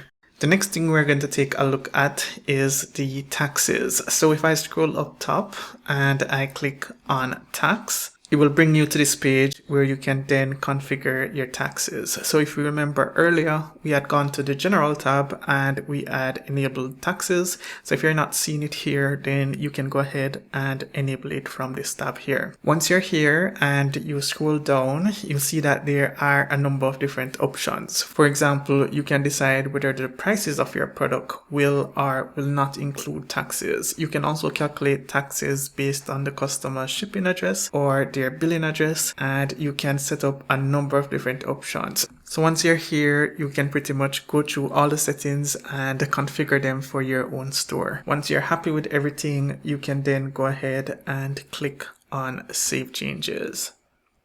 Now there are 3 different tax rates which you can configure for your store. The first is the standard rates, and this is basically the normal rates that you apply for most products and services. There is also the reduced rates, and with this option you can set lower tax rates for particular products, for example books or food, and of course it depends on the tax laws of your own country. Finally, you have the zero tax rates, and with this rate you're essentially charging 0% tax. Now it's not tax exemption, as you still have to report your taxes. It also depends on your country's tax laws. In most cases we pretty much use the standard tax rates, and so that's the one that I'm going to configure in this tutorial. So I'm going to go ahead and click on standard rates, and once you're here, you're then going to go ahead and click on insert row. Now there are different options here. The first thing you're going to put in is the country code. So in this case, I'm just going to put US,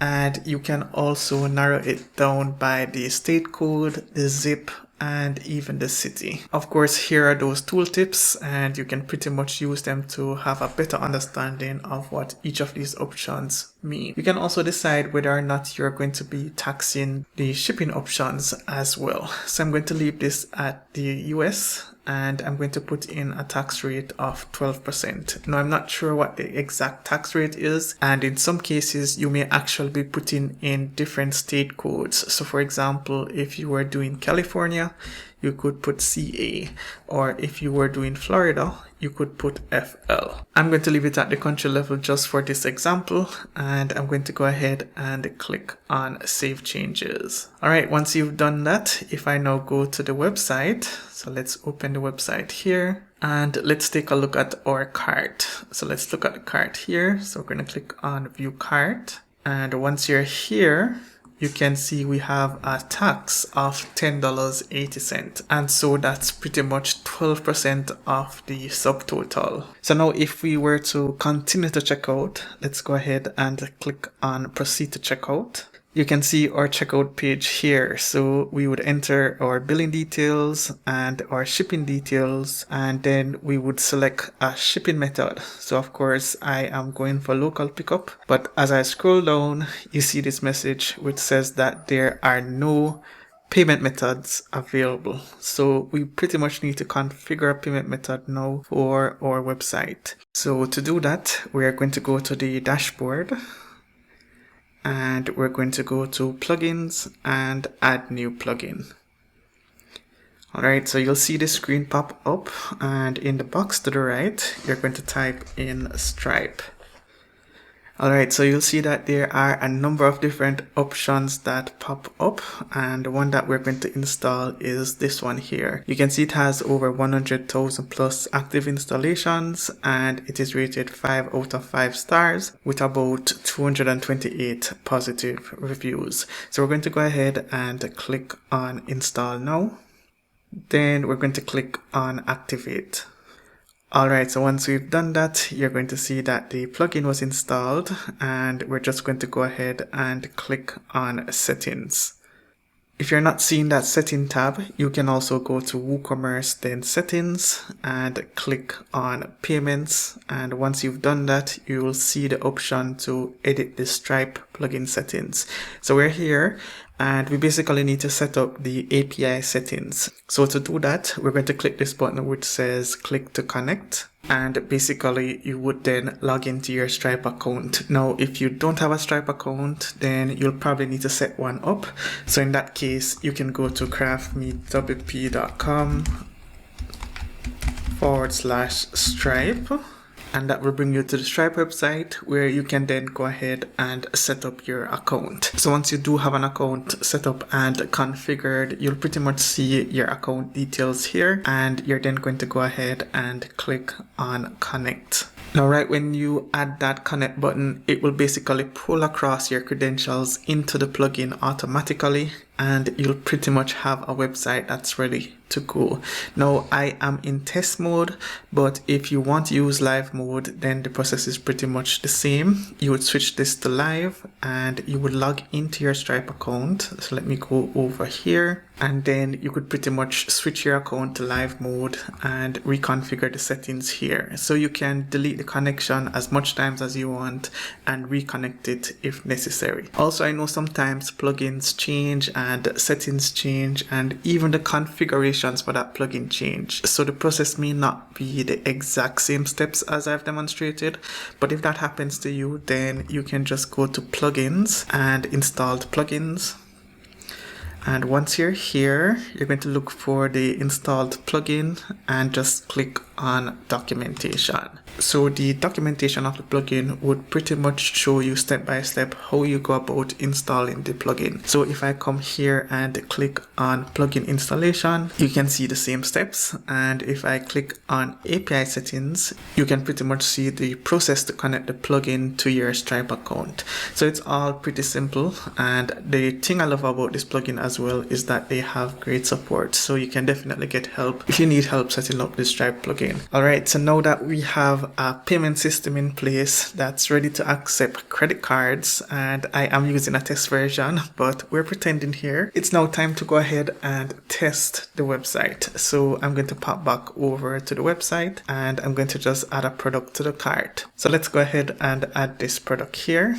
So I'm going to click on add to cart, and then I'm going to click on view cart. All right, so once that's done, I'm going to click on proceed to checkout. And here we then go ahead and fill in some details. Now I did fill in the details before, just when I was running a test. And so all this information here is fictitious, but I just want to show you what the process would look like. So on the right hand side, the customer would then go ahead and put in the card number. So I'm just going to use some dummy card numbers for now, and I'm going to use expiration date. So let's say 0526. And I'm going to put in a CVC code. So let's say that is 432. Now the customer also has the option to save the card, but I'm going to leave this unchecked. And I'm going to go ahead and click on place order. Alright, so once I've done that, the order is now placed, and the next screen that pops up is our order summary page. So the customer can then view all their order details, they can see the product that they ordered, and they can also see the billing and the shipping address that they used. Now most importantly, I want to go ahead and show you the emails that the customer would get once they submit the order. And for the purpose of this example, I used the email for the website to receive order notifications, and I also used the same email for the customer. So that's why you see two different emails. The first email is the one that goes to the administrator of the website. So that would be me in this case. And if you set up your own site, then this order notification would go to you. So it basically summarizes the order from the customer. You can also see the product that they ordered, the shipping that they chose, and the total cost. You'll also be able to see things like the billing and shipping address that they used. The next email shows the notification that the customer gets, and so it basically lets the customer know that their order was received, and it also provides a summary of the order as well. So it's pretty much automated, so that makes your job easier, and it also makes the job of the customer easier as well. The next thing I want to do is show you how to customize the email settings. So we're going to go back to the website and let's go to the dashboard. Alright, so now that we're here, we're then going to go to WooCommerce and settings. Alright, and we're going to go to emails. So on this page, you can customize a few things. You can set the recipients for each of the emails. So on the left, you'll see all the emails that are sent by the website. And on the right, you'll see who those emails go to. So for example, the new order notification is set to go to me. So when a customer places an order, then I will be notified that an order was placed. So you can pretty much click on manage. And here you can go ahead and change the order recipient. So in this case, I've used my email, and you can also customize a few things with the email as well. Once you're satisfied and happy with everything, you're going to click on save changes. And let's go back and click on emails again, and you'll see that there are all these different emails which you can configure. So pretty much the email notifications that you want to set for yourself would be the new order email, the canceled order email, and also the failed order email. When it comes to settings like order on hold or processing order or completed order, you'll pretty much want to leave this set to the customer. So if there's any change to the order, then they will be notified. In fact, all these settings are pretty much set as they are by default, so you probably won't need to change any of these around, but it's still good to know. As you continue scrolling on the page, you'll also come up on the email sender options. So this is where you can customize the name and the email address that will show up in your customer's inbox. So if I go to the email section for me, you'll see that the name currently is Swift Stride. And so we could actually change this, and we could also change the default email address. For example, instead of hello@letscreateasite.com, we could also use things like orders@letscreateasite.com. So this can pretty much be any email address that you create, but you should ensure that it is a domain-based email address. So it should pretty much end with whatever your website is .com. Next, you'll see the option to put in a header image, and this is the perfect place to actually upload your logo. So you'd pretty much just add the image to your media library and then paste the URL of the logo here so that it would show up in emails as well. Now we haven't created a logo just yet, but we're going to do that. So I'm just going to skip over this section for now. Next, in the footer section, you can customize this text. So you could say something like, Thank you for shopping with Swift Stride. And I think that's the perfect text. You can also customize the base color of your store. So at the moment it's purple, and so this is what the email would look like. But if you take a look at our website, you'll see that the color scheme more falls in line with red. So we'll definitely want to change that. So I'm going to go back here and I'm going to update the color code here to more of a red color. So I think that looks great. And let me go ahead and save changes.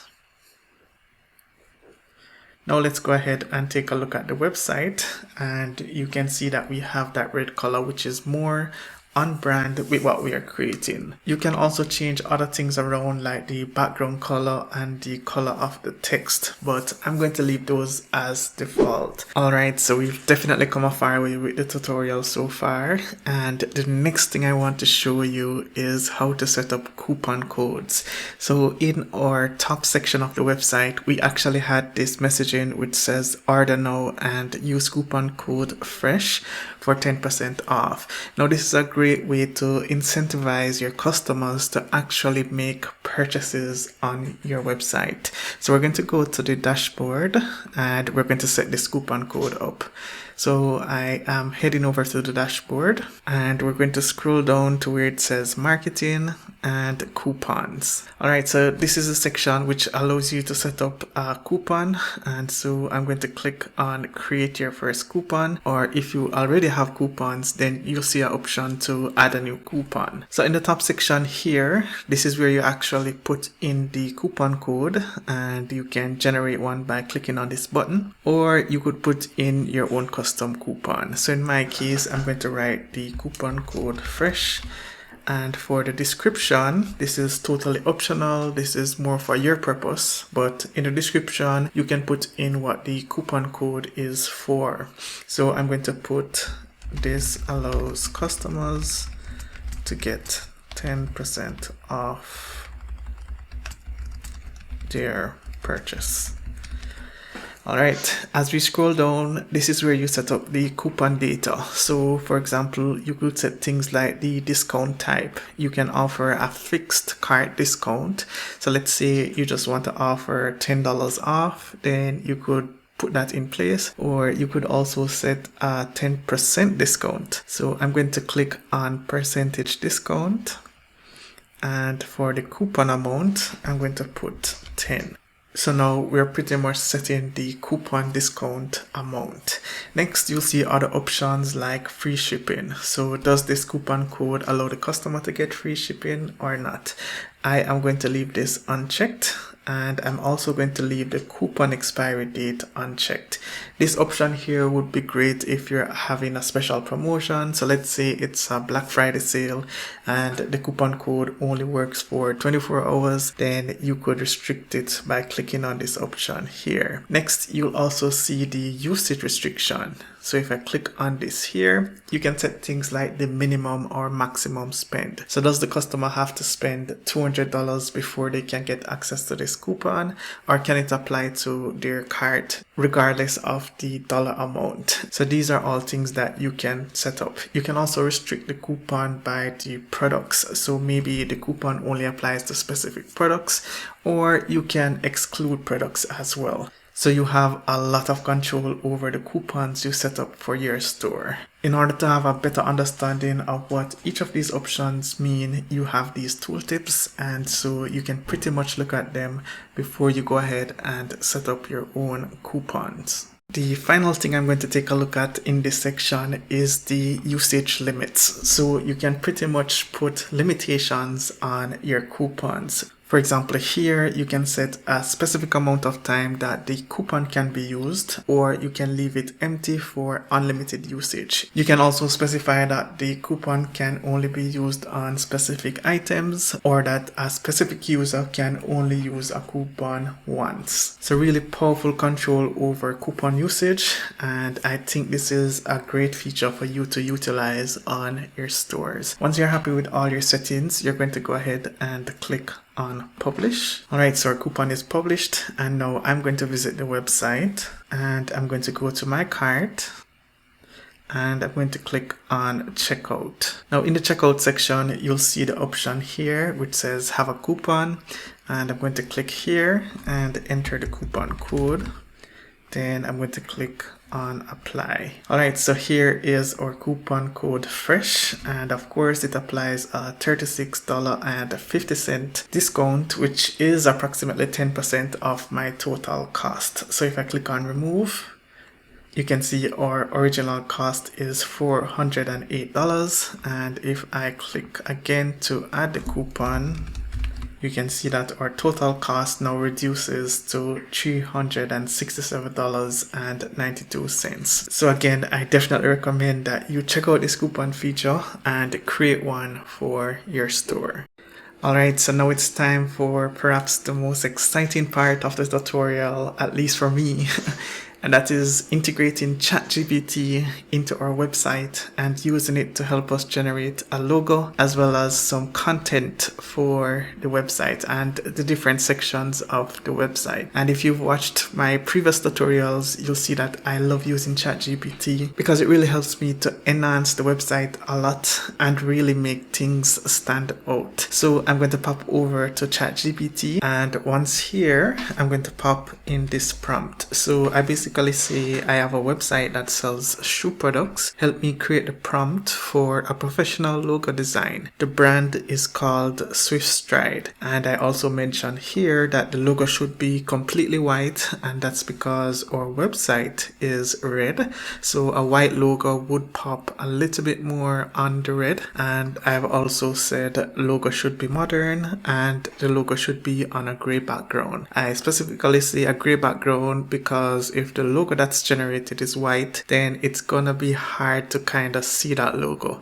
So I'll have it generated on a gray background, and then I'll remove that gray background. So let's go ahead and submit this to ChatGPT.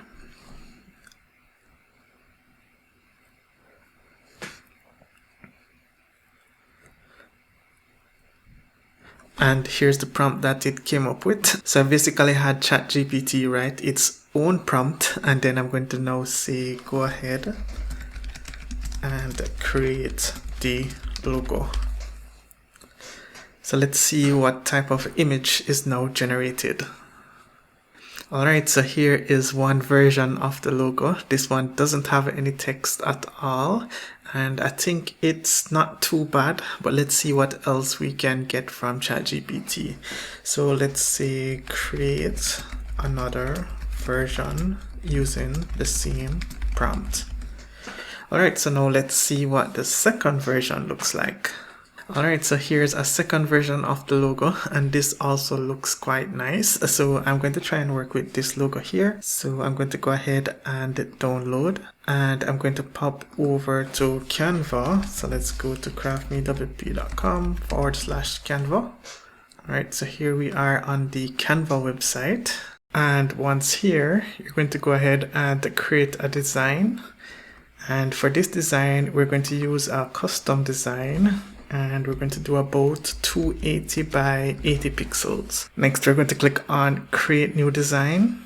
And here's our empty canvas. And so what we're going to do next is we're going to upload the design that we downloaded from ChatGPT. So I'm going to go ahead and click on uploads, and I'm going to click on upload files, and I'm just going to search for the image from my PC. So let me go ahead and click on it. Alright, so I'll pretty much be creating two different variations of a logo. If I visit the website, you can see that there is a transparent header here, and so we'll probably be using a white logo on this background. But if I go on the shop page, you'll see that there is a black logo here. So I will probably have the logo on a background in this section. So I'm going to create this logo first.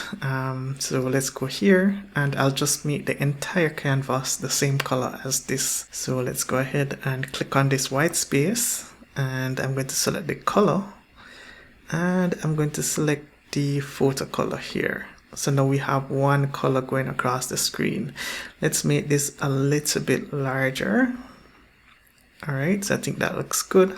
And then I'm going to add some text. So let's click on the text icon, and let's click on the heading option. Alright, so let's use the title Swift Stride, and I'm going to go for the font that we use on the website. So let's search for Bungee, and let's increase this a little bit. Alright, so here is our logo. So we'll probably use this logo on the site. Let's just adjust things just a tad bit. And I think that looks great. So now this is version 1 of the logo. And again, we will be using this on the shop page with the background. So we'll probably have the logo here with that background.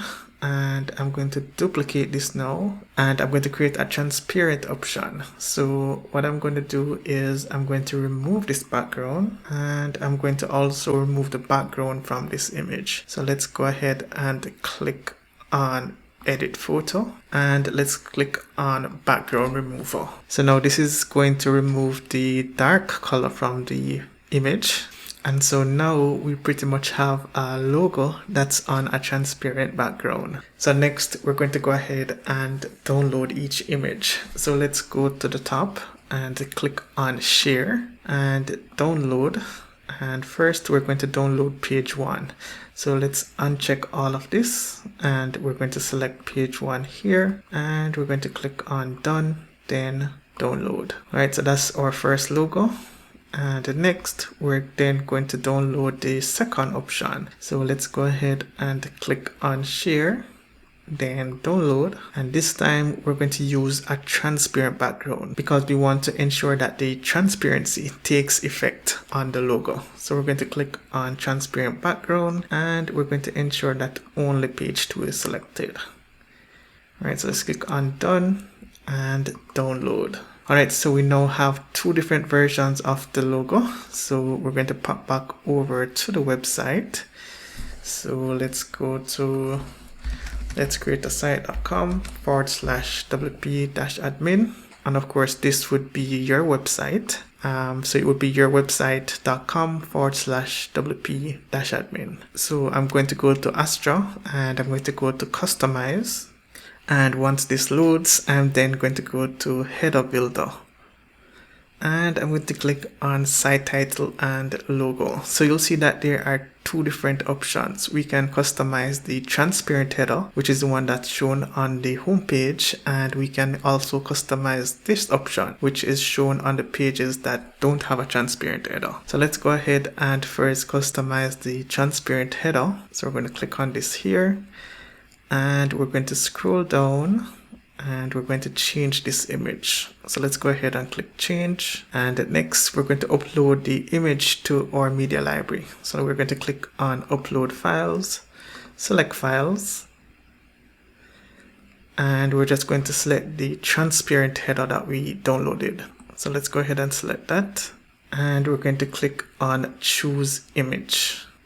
Alright, so you're not seeing it yet, and that's because we're using a larger version for Retina devices. So I'm just going to turn this off so it only uses this one logo for the full transparent header. Right, and there's our logo in place. Let's see if we can increase the width just a tad bit. Alright, so I think that looks great, and we're going to click on publish to see the changes. Alright, so I've clicked on publish. Now let's go back to the website. Let's creatasite.com, and here's our professional logo. So this looks great, and if I click on the shop page, you'll see that we still have that black logo. So we want to change this one out as well. So let's go back again, and we're going to go back, and this time we're going to click on site title and logo. And we're not going to customize the transparent header this time. Instead, we're just going to change this one here. So let's click on change logo, and let's upload the logo from our computer. So I'm clicking on upload files, select files, and then I'm going to go ahead and select the non-transparent logo. So that's the one with the dark background, and I'm going to click on select. Right, let's click on skip cropping. And we're going to increase the size a bit. Don't mind the preview that you're seeing here. this sometimes looks wonky, even though that's not the case. So I'm just going to set it at the same dimensions as the previous one, which is about 281 pixels. And I'm going to click on publish. Now let's go back to the shop page and let's refresh. So here's our logo in place. So as I said, this looks a little bit wonky here in preview mode, but on the actual website, as you can see, it looks a lot more professional.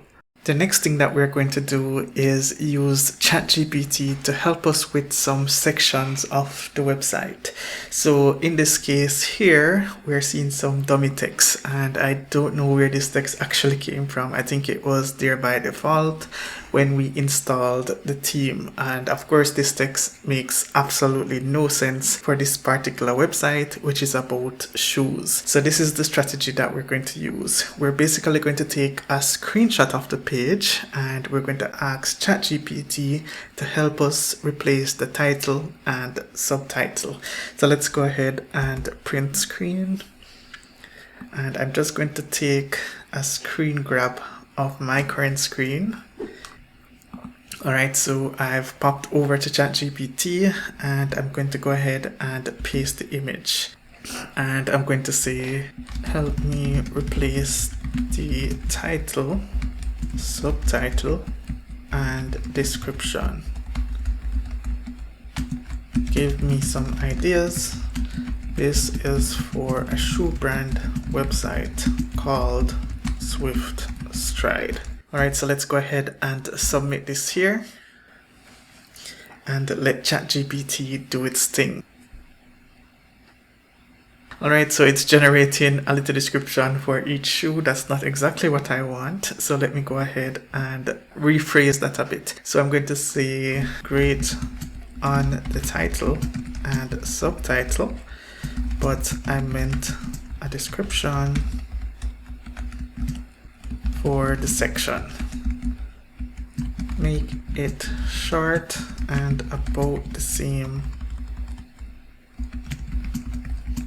length as in the image. Alright, so let's go ahead and submit this here and let's see what ChatGPT does. And so now I have a revised description, and this is pretty much how I use ChatGPT on my tutorials. I love to tell it what I want and it doesn't always get it right, but in that case I pretty much just revise what I'm requesting and then ChatGPT outputs what I'm looking for. So I can use some of this information. I think it's perfect. So let's go ahead and go back to the website and I'm going to click on Edit with Elementor. Of course, I'm logged in, so I have this option. And once this editor loads, I'm now going to go ahead and scroll down. And this is the section that I pretty much want to replace. So to replace any of this information here, I just click on the pencil icon. And I'm going to remove what's in the box. So we have that there. And next we're going to go back and we're going to copy this subtitle. So let's put that in place here. All right, and let's go back again. And this time we're going to copy this description.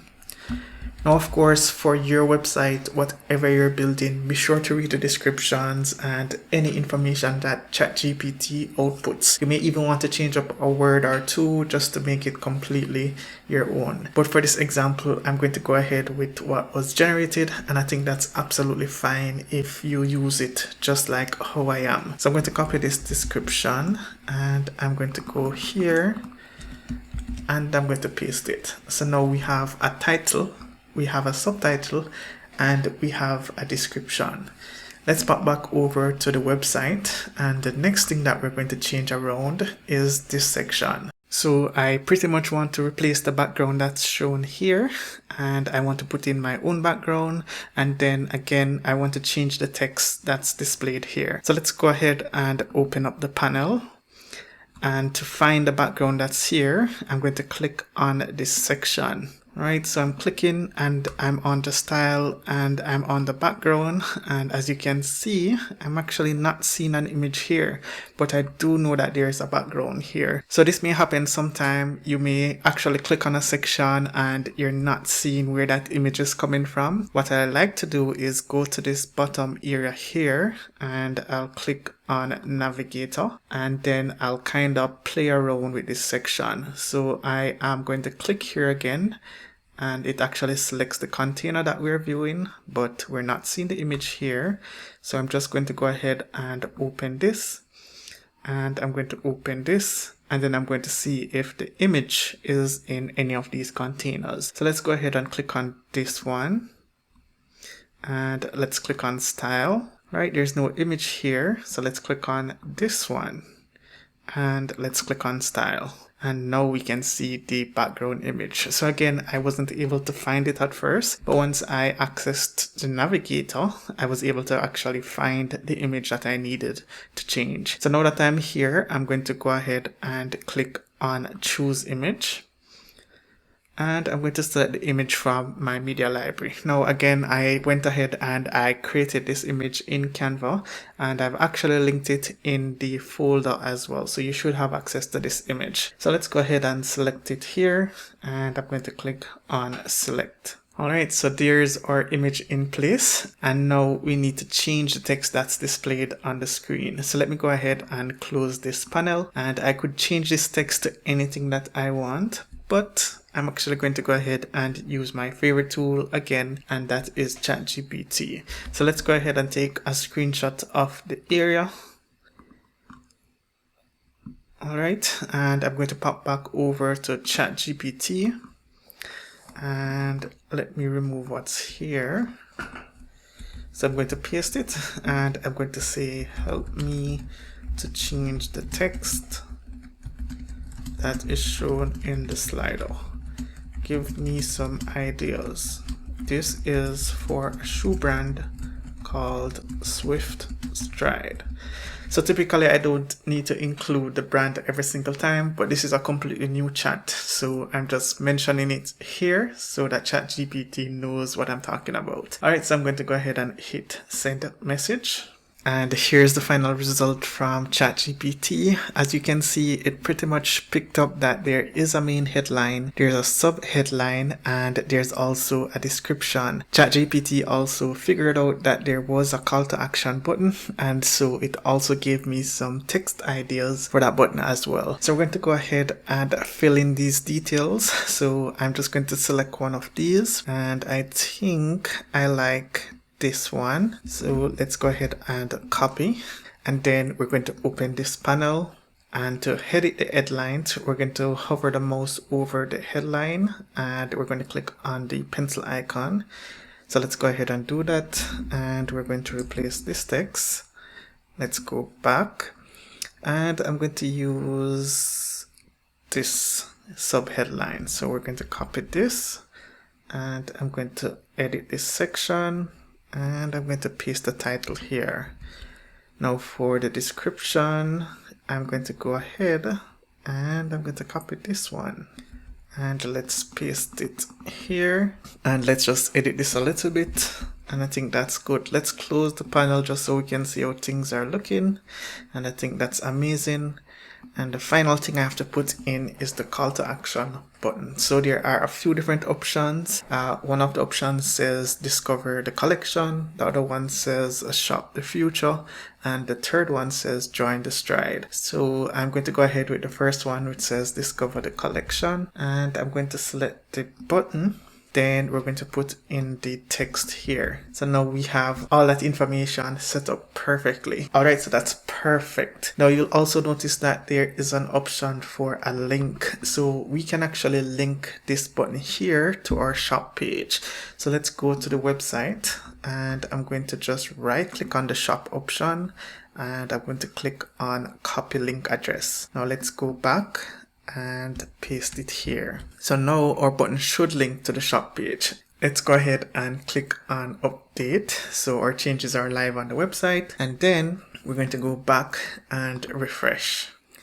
Alright, so if I now scroll down, see that our banner was changed. We're seeing our headline, our sub-headline, our description, and also our button. So let's go ahead and click on the button. And as you can see, it now takes us to the shop page. So all that's looking beautiful. Now I'm going to go back and I'm going to look at the other sections and change up the ones that we want. For this section here, which says season sale, free shipping, and money back guarantee, we could change the icons if we want, we could change the titles if we want, and we could also change the description. The beautiful thing about ChatGPT is if I take a screenshot of this section and I paste it in ChatGPT, it will actually take a look at the icons and make some suggestions for the titles and the description. So I'm going to go ahead and show you what that looks like. The process is pretty much the same. So we're going to go ahead and take a screenshot, and we're going to do that. Go back to ChatGPT, and I'm going to paste it here. So now let's say, help me with titles and descriptions for this section. Keep it about the same length as shown in the image. So let's just give it this prompt and see what it comes up with. Alright, so there we go. We have different titles and descriptions for this section. So we could keep these titles, or we could ask ChatGPT to give us some other ideas as well. So I'm just going to go with the exclusive season offer. I may just change this to exclusive sale offer. So let's go ahead and paste that there. And I'm just going to say exclusive discounts. I think that's awesome. Let me now go ahead and copy the description. And I think this description may be a bit too long. Let's see. It may actually work, I think. Yeah, I think that description is perfect. So let's go back again. And the next one is complimentary delivery. Now, I may not be offering complimentary delivery in my case. Instead, I may just change this to fast shipping. So I'm going to go ahead and click on the pencil icon, and I'm just going to say fast shipping. And let's see what the description says. All right, so in this case, I'm going to say for the free shipping option, let's do instead fast shipping. Give me an appropriate description. All right, so we're just revising this a little bit. So I didn't like the option of free shipping. Instead, I wanted it to use fast shipping. And here's the title and description that we got. So here it says Swift Delivery, which is actually playing on the brand that we're using. And then it gave me a perfect description. So I'm going to go ahead and copy Swift Delivery. And I'm going to go here and paste this in place. Then I'm going to go ahead and copy the description. All right, and I think that's looking awesome. All right, and finally, the money back guarantee option, we may want to change that as well. Instead, we're going to say 100% satisfaction promise. And so we're going to go here. And we're going to go ahead and paste this. And then we're going to copy the description. So let's take a look at it. It says shop with confidence at Swift Stride. If you're not completely satisfied with your purchase, we offer a full refund. It's our guarantee for your peace of mind. So I'm okay with that. So I'm going to copy and I'm going to come here and I'm going to paste. As you can see, some of the descriptions are a little bit longer than some. So in that case, you can always edit and you can remove text if you'd like. So I'm going to just delete this here and I'm going to go ahead and click on update. All right, so let's take a look at the website again. And that looks great. So now let's continue scrolling down on the page. Here you can see we have a set of logos and we could always change this if we'd like. But in my case, I'm going to go ahead and remove them. I also have the option to change out the testimonials. So we could change the background image and we could put in an actual testimonial from a customer. But in my case, I'm also going to go ahead and remove this. So let's go back to the page, and I'm going to hover over the section I want to edit. And in this case, I want to remove it. So I'm going to go ahead and click on delete container. The next section with the testimonials, as you can see, if I hover and I use the pencil icon, I can pretty much edit any text I'd like. If I wanted to change the background, I could go ahead and click on edit container and style.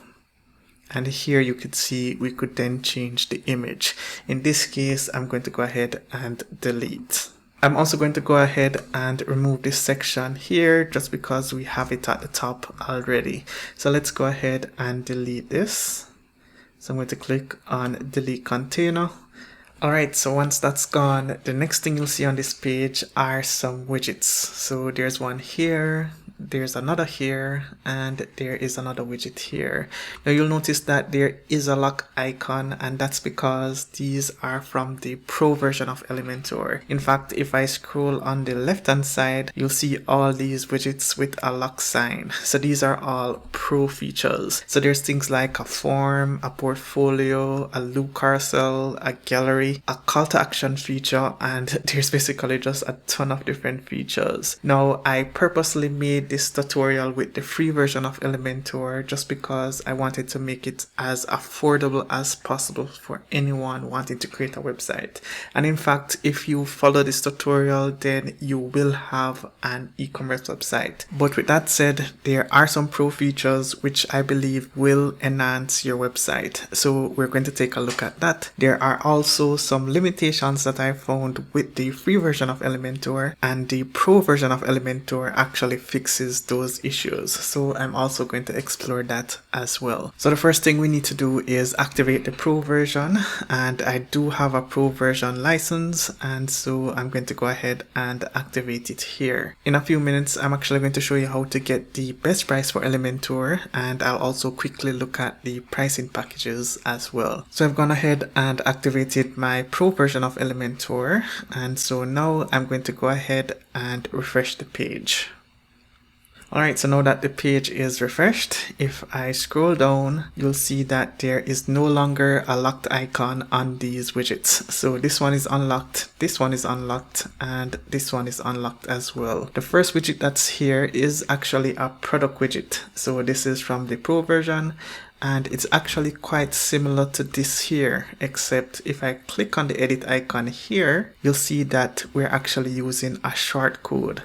But if I click on the edit icon here, you'll see that we have a full list of customizations that we can make. So we can customize the number of different columns, the number of different rows of products, we can customize the order of products, and we can also set a query. So we can change things like the source. So if I click on this drop down box here, you'll see that we have a number of different options. For example, we can show only the latest products or sale products, or we can manually select products. So I think that's a powerful feature as well. We can also do related products, upsells, and even cross sells. So let me go ahead and click on sale, and I'm going to update.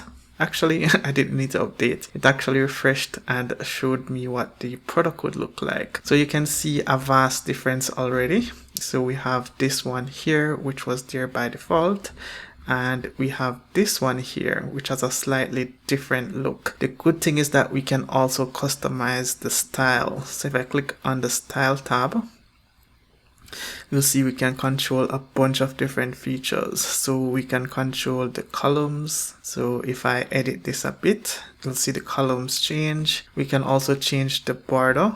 So we can put a solid border around our products. That's not necessary, so I'm going to remove that. We can change the color of our titles. We can change the font type of our titles. We can change the ratings, the pricing, the buttons, etc. So you pretty much have a lot more control when you use the Pro widget. If I scroll back up top and I click on the pencil icon here, you'll see that there is no style tab. So it's harder to control things like the color of the buttons or the color of the text or even the pricing and the star ratings. We're using a short code here, and if I go on the WooCommerce website, you can see that there are short codes that you can use to feature products on your website, but it's a lot harder to figure things out. So I do recommend the Pro version for the ease of use. Let me also show you one of the limitations of using the short code. So as you know, it's kind of hard to control the look and the style when you're using the short code. But if I also go to responsive mode,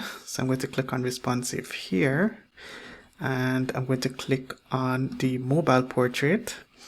And once you're here, you'll see that things don't look as uniform. I would much rather have each of these products on their own line, but as you can see here, there's no option to control that. So overall, it's just kind of harder to use, to be honest, and it's harder to get things looking the way that we would like. On the other hand, if I scroll down to the bottom, so let's go here, where we have these products, and I click on the pencil icon, you can see I have the ability to control the amount of products that are shown on mobile. So if I change this from 2 to 1, you can see we now have each of the products on their own line. So overall, once you go pro, you pretty much have more control and more features. Let me pop back over to the desktop mode, and I'm going to scroll down, and we're just going to take a look at some of the other features that were unlocked. So in this section, which has the title social media posts, it's actually a gallery. So this is a media carousel, and basically it allows you to upload images to be displayed. So you can see it's almost like a sliding gallery. So let me go ahead and experiment with this a bit. Let's click on an image. So I'm going to click on a random shoe, and I'm going to select item 2. Let's select another image. All right, and let's select item 3. All right, I think that's enough. So let's close this now.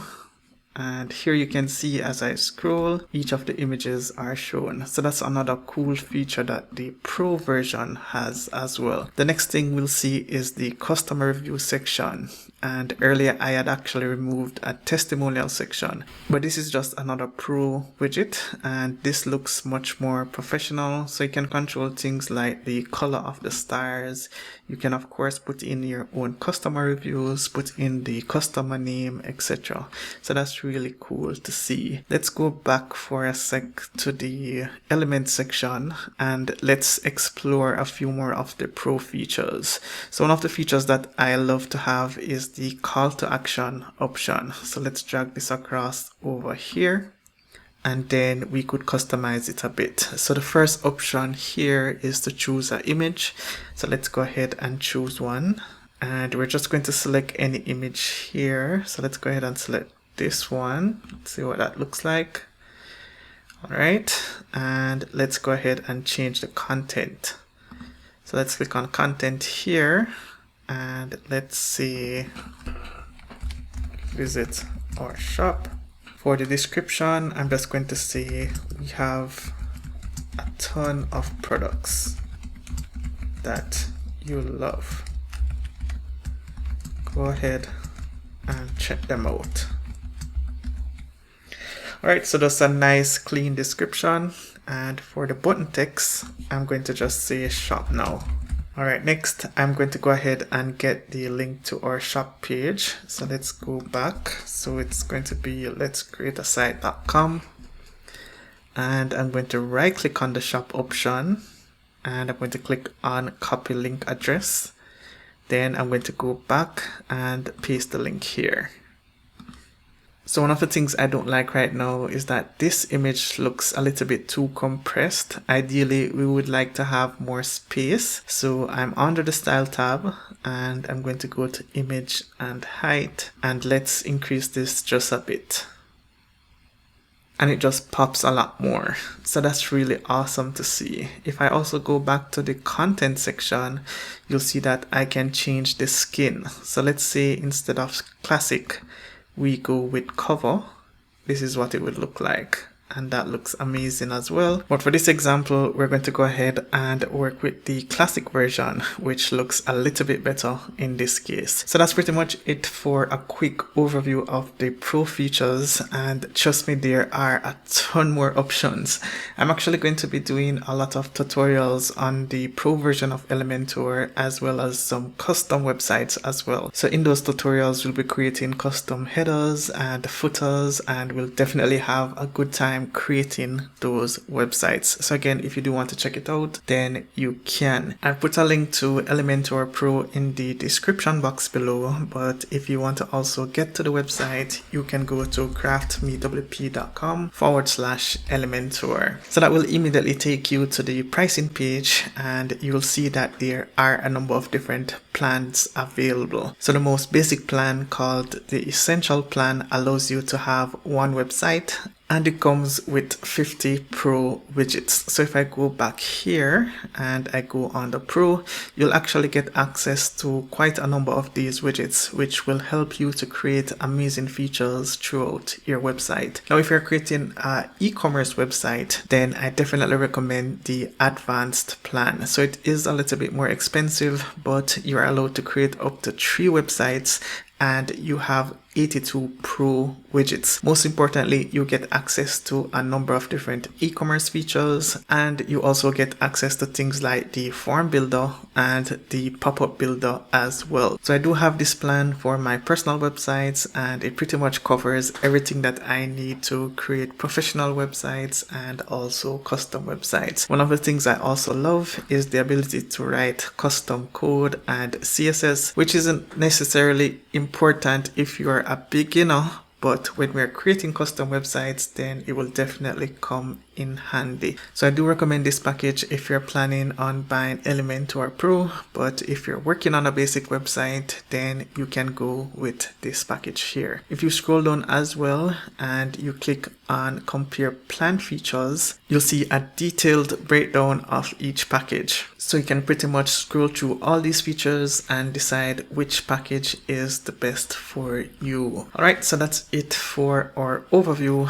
of Elementor Pro. So we're going to go back now to the home page, and we're going to delete a few of these elements. For example, I'm not going to be using the customer reviews, so we're going to get rid of that. And I'm also going to get rid of the Pro version of the product display. Now I've decided that I'm going to use this, so I'm going to change things up a bit. Instead of social media posts, I'm going to say our gallery. So let's go to the content, and we're going to change this to our gallery. Let's also go to the style tab, and we're going to click on typography. Let's change this to Monsterrat.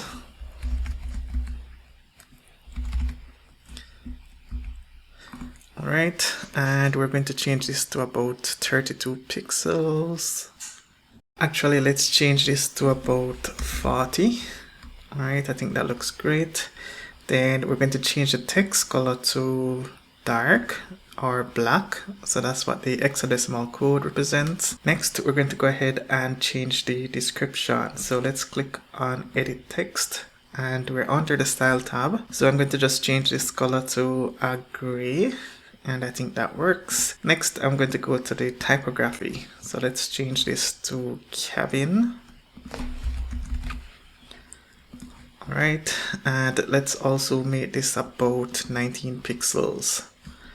Alright, so I think that looks great. Now you'll notice that there is a lot of space here, so we need to reduce some of this spacing. So let's see if we can find where this is coming from. So if I click on edit container here, you'll see that there is a 12% margin. So let's go ahead and remove this. Alright, so now we have all that spacing gone, and it looks a lot better. So we're going to go ahead and update this so all the changes are now live on the website. Next, we're just going to go ahead and add some additional images. So let's click on edit here, and let's add some additional photos. So I'm under item number 4, and let's go ahead and pick an image. Right, now let's do the same for item number 5 and item number 6.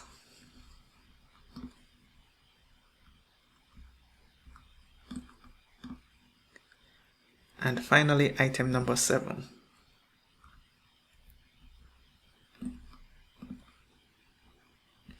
Alright, so that's a professional looking gallery. Let's also go to the advanced tab and let's reduce some of this margin. So I'm going to go for about 20, or rather let's go with 0 so that we reduce all that spacing. And I think this is looking great. I'm also going to add a little space in between this section here and what's below. So let's click on the main container. And I'm going to add a bottom margin of about 50. Let's actually change this to pixels. So I'm going to do 50 pixels bottom margin. Let's make it 100. Or rather, let's go for 80.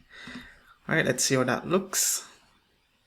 All right, so I think that looks great. So we have our call to action here, and we also have our gallery. So we can also make some customizations to the gallery. So let's go back and let's click on the edit gallery section again. Let's go to content. And here you see we can change some effects. So we can change this to fade. All right, so let's see what that looks like. We can also select cube. Let's see what that looks like. All right, so I think that's nice, but I'm going to go back to slide and let's actually change it to about 3 slides. All right, so I think that looks awesome. Down below, let's add some spacing at the bottom. I think there needs to be a bit of space. So we're going to click on edit container and we're going to go to advanced. And we're going to uncheck this and add about 50 pixels of bottom margin. All right, so let's go ahead and click on update. Then we're going to go to the website and we're going to refresh. All right, so now here's our updated homepage. So we have our products, we have our banner, we have our text, our gallery, and we also have our call to action, and this button links to the shop page. Alright, so our website is really coming together, and now it's time to take a look at some of the other things we can do with the website. So at the top of the bar here, you'll notice that there's an option called customize. So I'm going to open this in a new tab and I'm going to look at a few of the settings that we have access to. So some of these settings actually came from the Astra team. So that's the settings that you'll see on the immediate left. And we also have some default WordPress settings, which are here. So let's take a look at some of the options up top. We have some global options. So you can change things like the typography, the colors, the container, the buttons.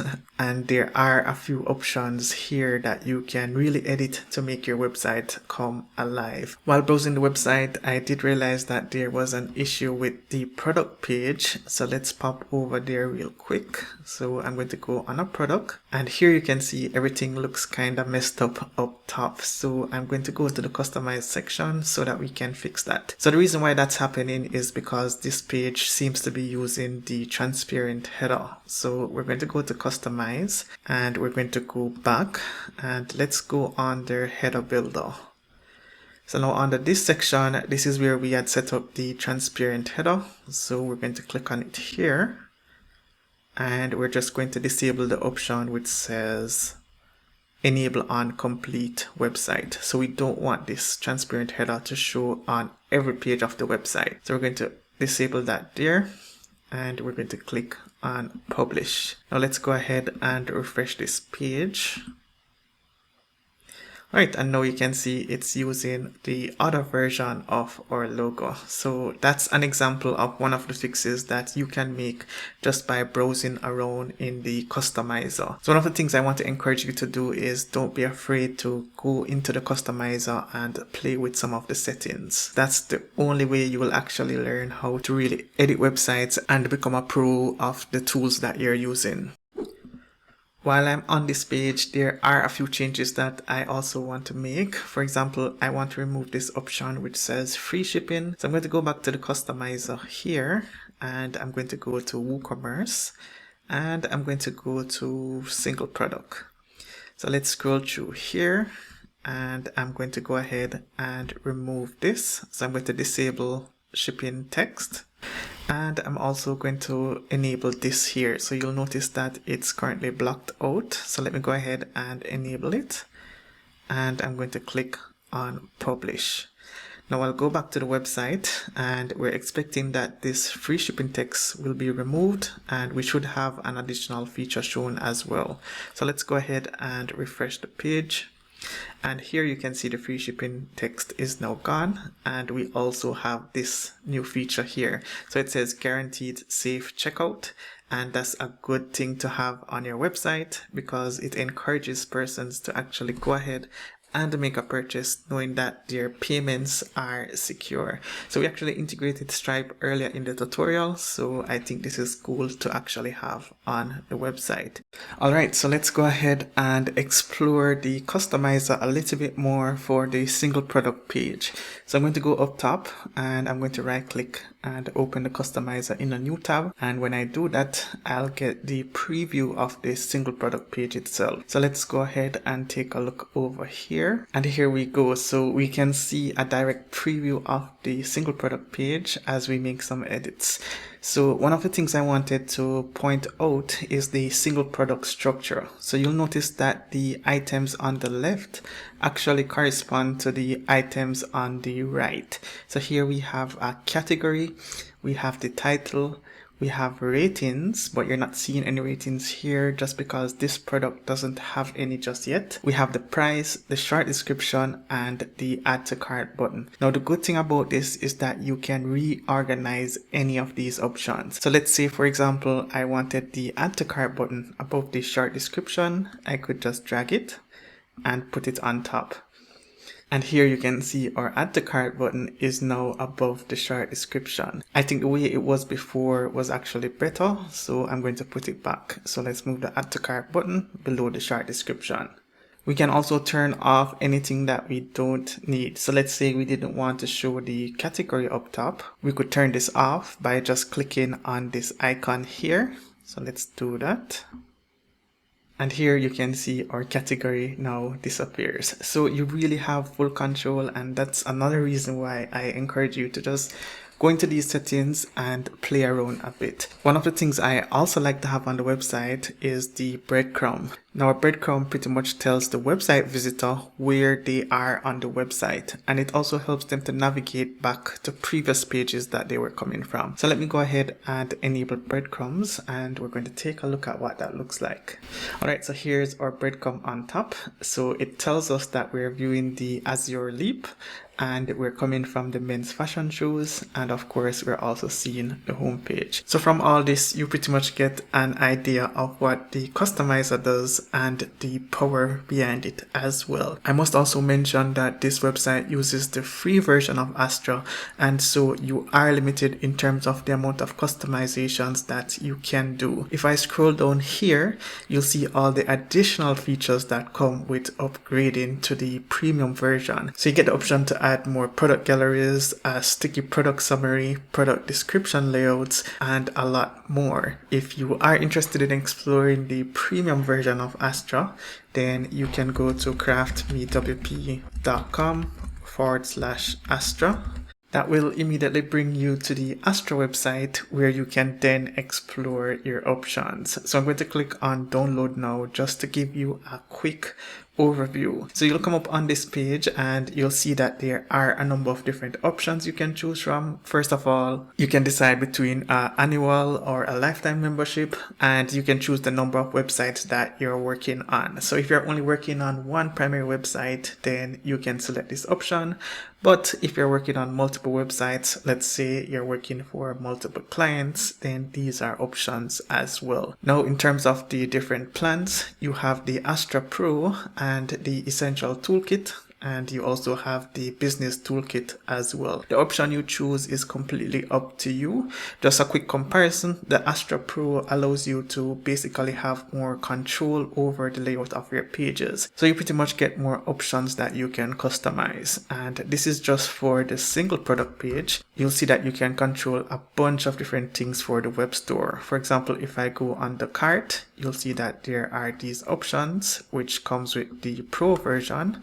And if I click on the checkout, you'll see that there are these options which also come with the Pro version. Now the main difference between Astra Pro and Essential Toolkit is that with Essential Toolkit you also get access to the starter templates. So the starter templates that we installed at the start of the tutorial were the free versions, but there are a lot more modern and professional templates as well. Finally, the Business Toolkit option comes with a few additional bonuses such as these options here, but I haven't used them much to really give my opinion on them. However, I am sure that they are great. If you scroll down here and you click on Plan Comparison, you can see a full breakdown of each of the options and decide if it's right for you. Now, do I think you need Astra Pro for this tutorial? Well, the answer is yes and no. You do get a bunch of different features currently, and that should be enough for you to actually launch your store. But if you do want more control, then I do definitely recommend that you get one of the plans.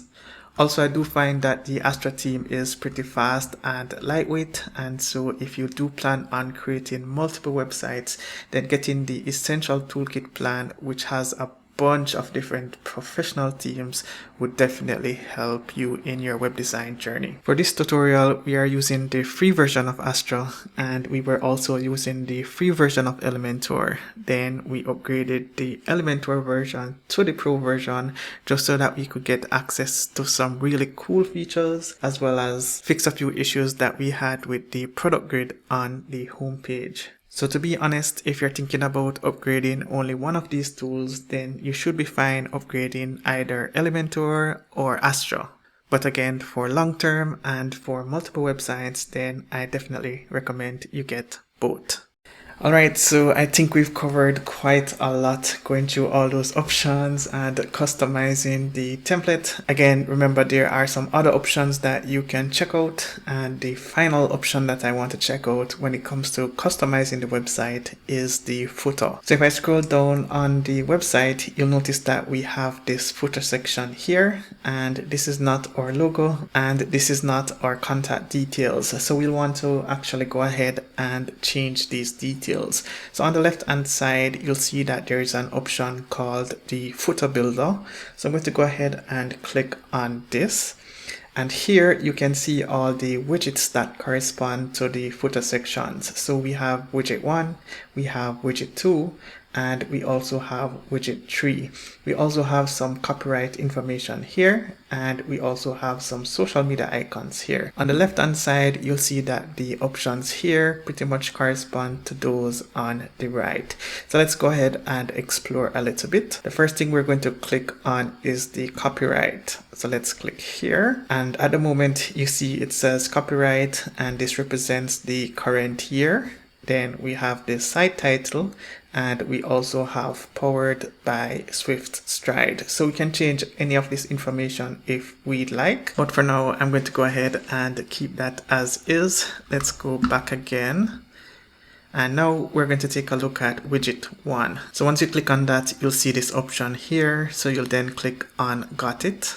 Then you'll see the option to edit the contact details. So let me go ahead and click here, and you'll see that this information is actually coming from a navigation menu. So it's not possible to edit this information in this section. However, if I go back to the dashboard, let's go back here, and I click on Appearance and Menus, and we could then change the information. So let's just put some dummy numbers here. Alright, that's good. Next, we can change the contact email. So I'm going to go with contact@swiftstride.com. Of course, our website that we're working on is letscreateasite.com, but this is assuming that we have a website for our brand, and in that case, we would have used the website name. Next, I'm going to customize the address, and so we can change this information. So let's say 123 Swift Avenue, New York. So we're going to go ahead and save this menu. So I'm going to go back to the site, and I'm going to scroll down. So now you can see that our contact details were updated. The next thing I'm going to change is the logo. So let's go back to the customize section, and this time we're going to go to widget 2.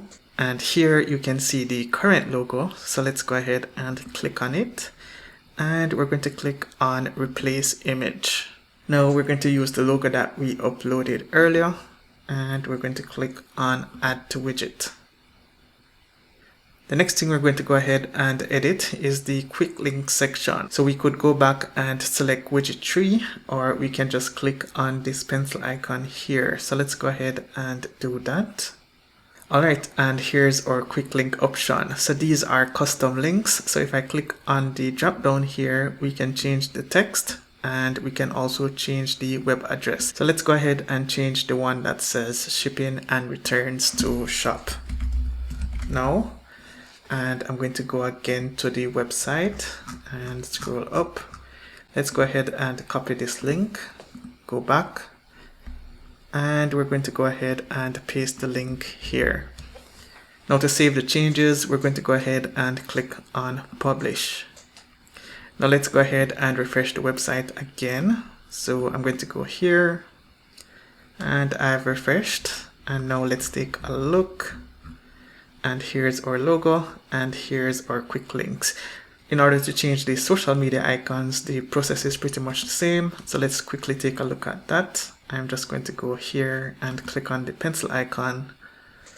And here you can see all the options to customize YouTube, Instagram, Facebook, and Twitter. You can also add additional icons if you'd like, and you also have some additional customization options here as well. Alright, so that's good. The next thing we're going to take a look at is customizing the additional pages on the website. So you'll notice that we have a testimonials page, we have an about page, and we also have a contact page. So if I click on the testimonials page here, you'll see that we have the option to edit the page with Elementor. So let's go ahead and click on edit. Alright, once that page loads, then you can go ahead and start customizing things out. So let's say, for example, we wanted to change the image up top. We could click on the edit container option. Then we could go to style. So let's click on that, and here's the image. So we're going to click on the image here. And let's just select an image for demonstration. So let's go with this one, and we're going to click on select. And now you can see our image in the background.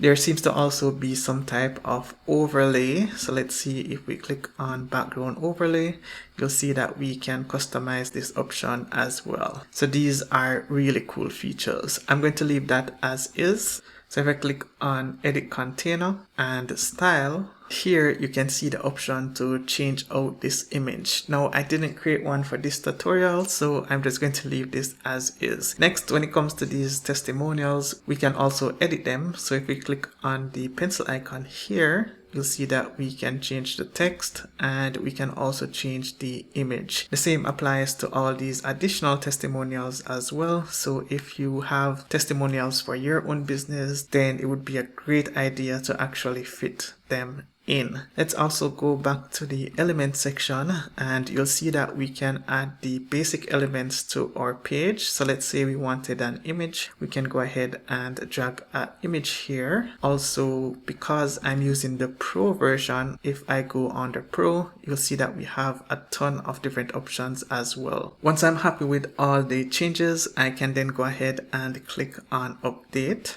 Then I'm going to go ahead and view the website. So let's go to letscreatasite.com and let's look at the testimonials page.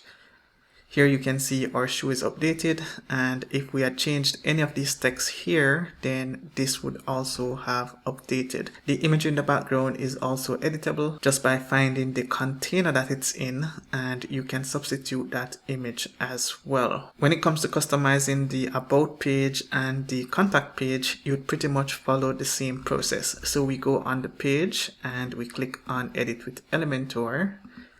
So let's have this open up here. And we could change the background image, or we could also change the text that's shown on the right. So if I hover over any of these options, you'll see I have the option to edit the text.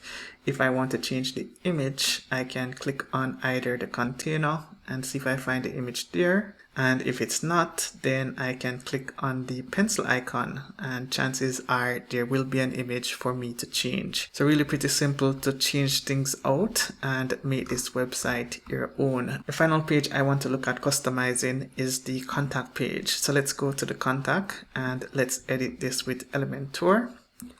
For the most part, all the changes are pretty much the same. You would just click on the edit option and then you could edit out any of this dummy text. But let's pop over here and take a look at the form. So if I click on the edit shortcode option here, you'll see that we're actually using a shortcode, and this shortcode comes from the plugin called WP Forms. So let's take a quick look at that. So I'm going to go to the website and WP-admin so that I get access to the back office, and this time I'm going to look on the left hand side for the option called WP Forms. So here it is, and I'm going to go to all forms. Now you'll see that there are two forms here, and here is the contact form. So we're going to go ahead and click on edit here, and that will bring up the form builder. Now on the right hand side, you'll see all the fields in the form, and these are the same fields that are on our contact page.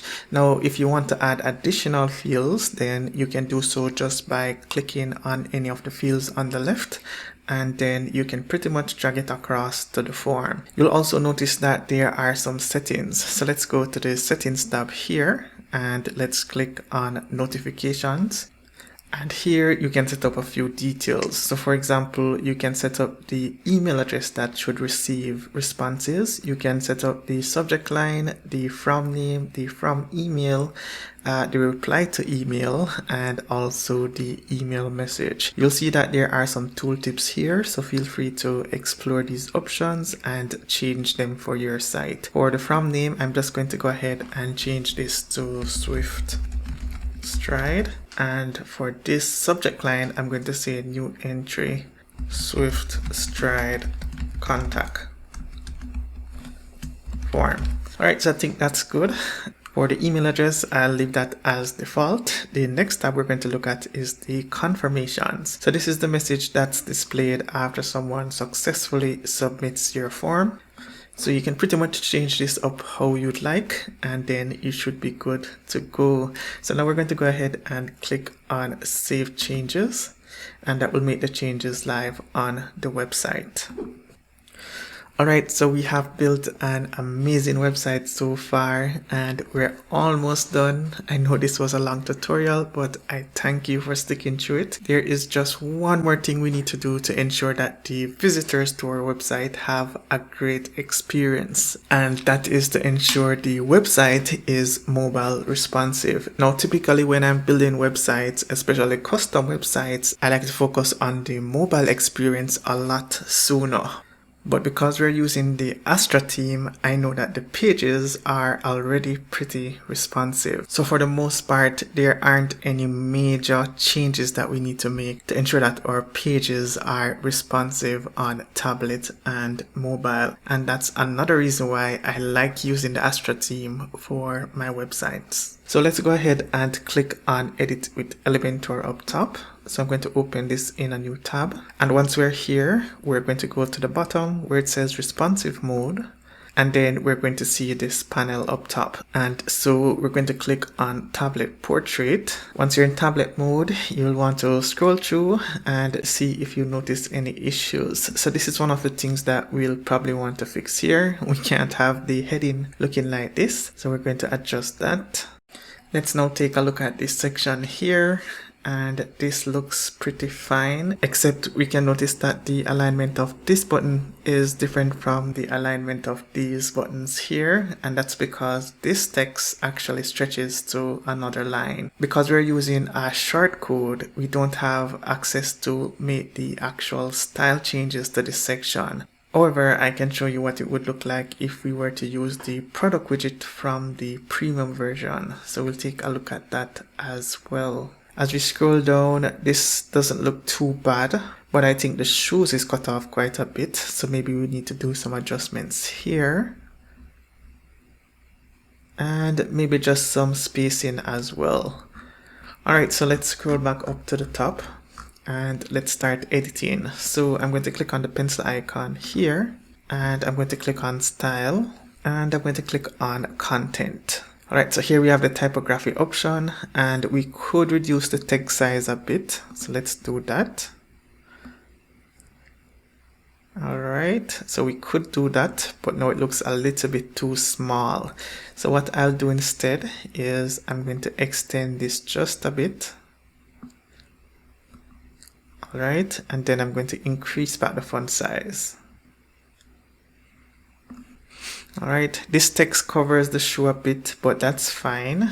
I am happy with that. And I think everything else looks good here.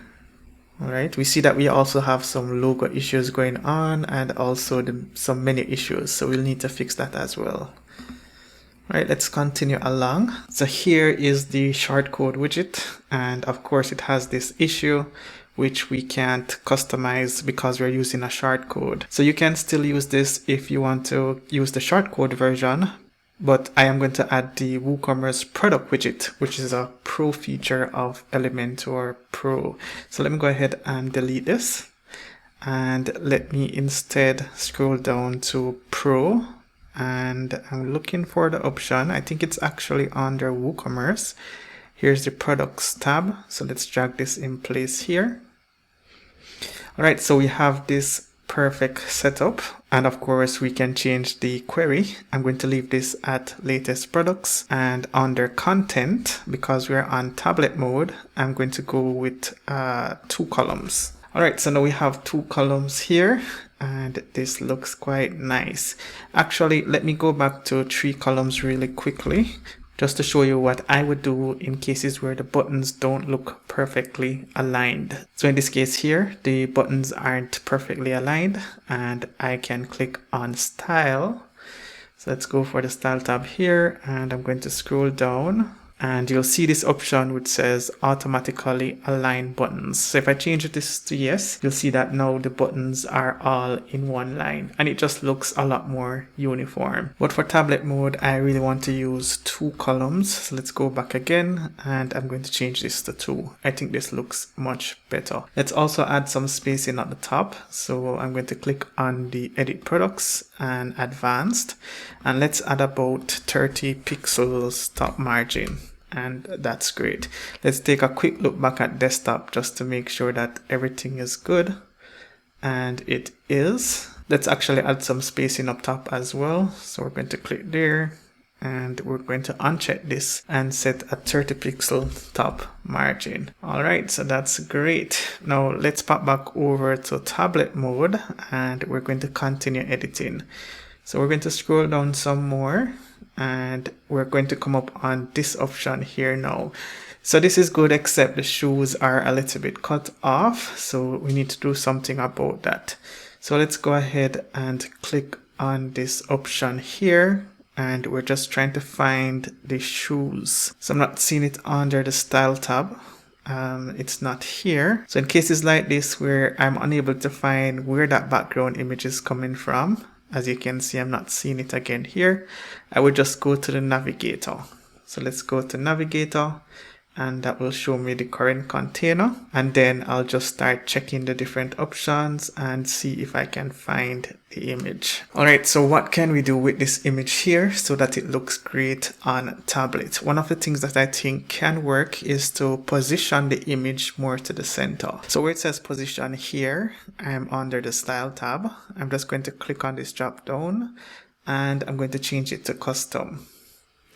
All right, so once I change it to custom, you can see the image now repositions itself pretty much in the center of the entire container. I can control the exact position just by moving this around a bit. So we can position the shoes how we'd like, and I'm going to leave it there. And this works, except that now we can't see the text. So that is a little bit concerning. So we're going to go ahead and click on this container. And where it says background, we're just going to apply a white background. So let's do that here. That looks great. Then I'm going to reduce the opacity just a little bit so that we can see the shoe in the background. All right, and I think that looks great. Let's go ahead and close the navigator. And here's the finished look. So I think this looks good on tablet. Now let's continue scrolling, and I think this looks okay. Next, let's jump down just a bit, and we're going to come up on the Or Gallery section. Now the first thing you'll notice is that there is a lot of space here, so we'll want to get rid of some of that.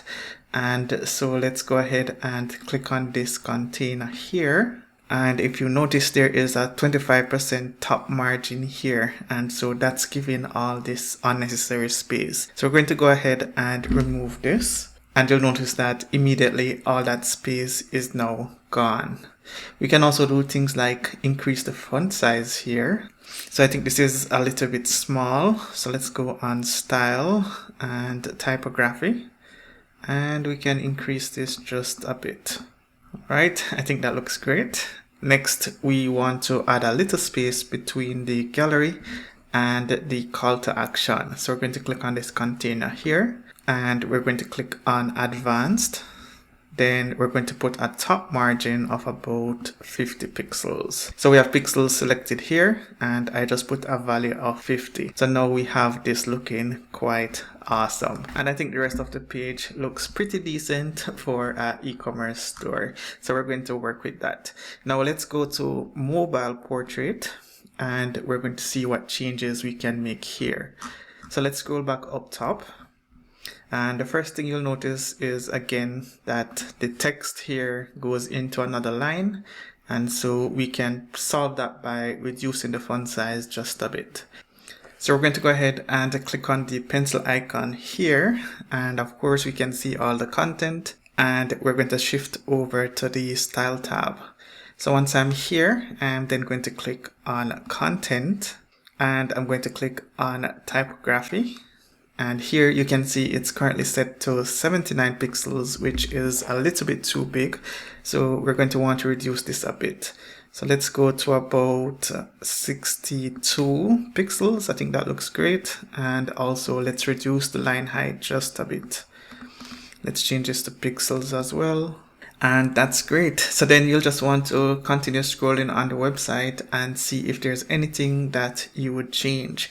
So when it comes to the product view, again, we have the 2 columns here, and I think it would actually look better if we had one. So let's click on the pencil icon here, and we're going to change this to 1. And there you go. So now we have a much more professional and cleaner look on mobile. And I think this looks great. Let's continue scrolling and see if we can change anything else to make our mobile view a lot more professional. So when it comes to this section with the shoe design, we can see the shoe in the background, but perhaps we would want to center it a bit more. So let's click on this container here. And let's click on Style. We're not seeing the image. So let's go to the navigator to help us out a little bit more. So I'm clicking on the navigator here, and I'm just going to search for that image. So it's not there. And let's click here. And here's our image. So again, we're going to use the custom positioning, and we're just going to reposition the image just a little bit more.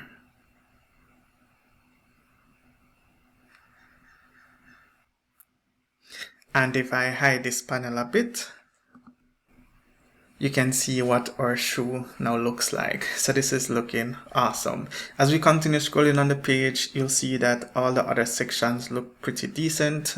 There's some spacing issues here, so we can remove that. Let's go ahead and click on this container.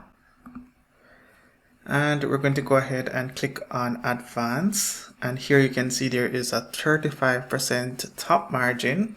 We can remove that. It's a little bit too close, so let's go with about 20 or 10. And I think that helps things a bit.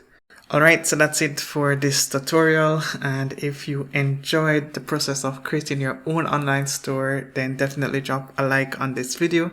You can also drop a comment down below and let me know what you think. If you also have any questions, then I would love to also help you. Also ensure that you're on my email list so that you can get amazing offers and also some amazing website tips to help you on your website journey. So this tutorial walked you through through creating an e-commerce website, but if you're looking to just get a website for your business online, then you'll definitely want to check out the tutorial on the screen.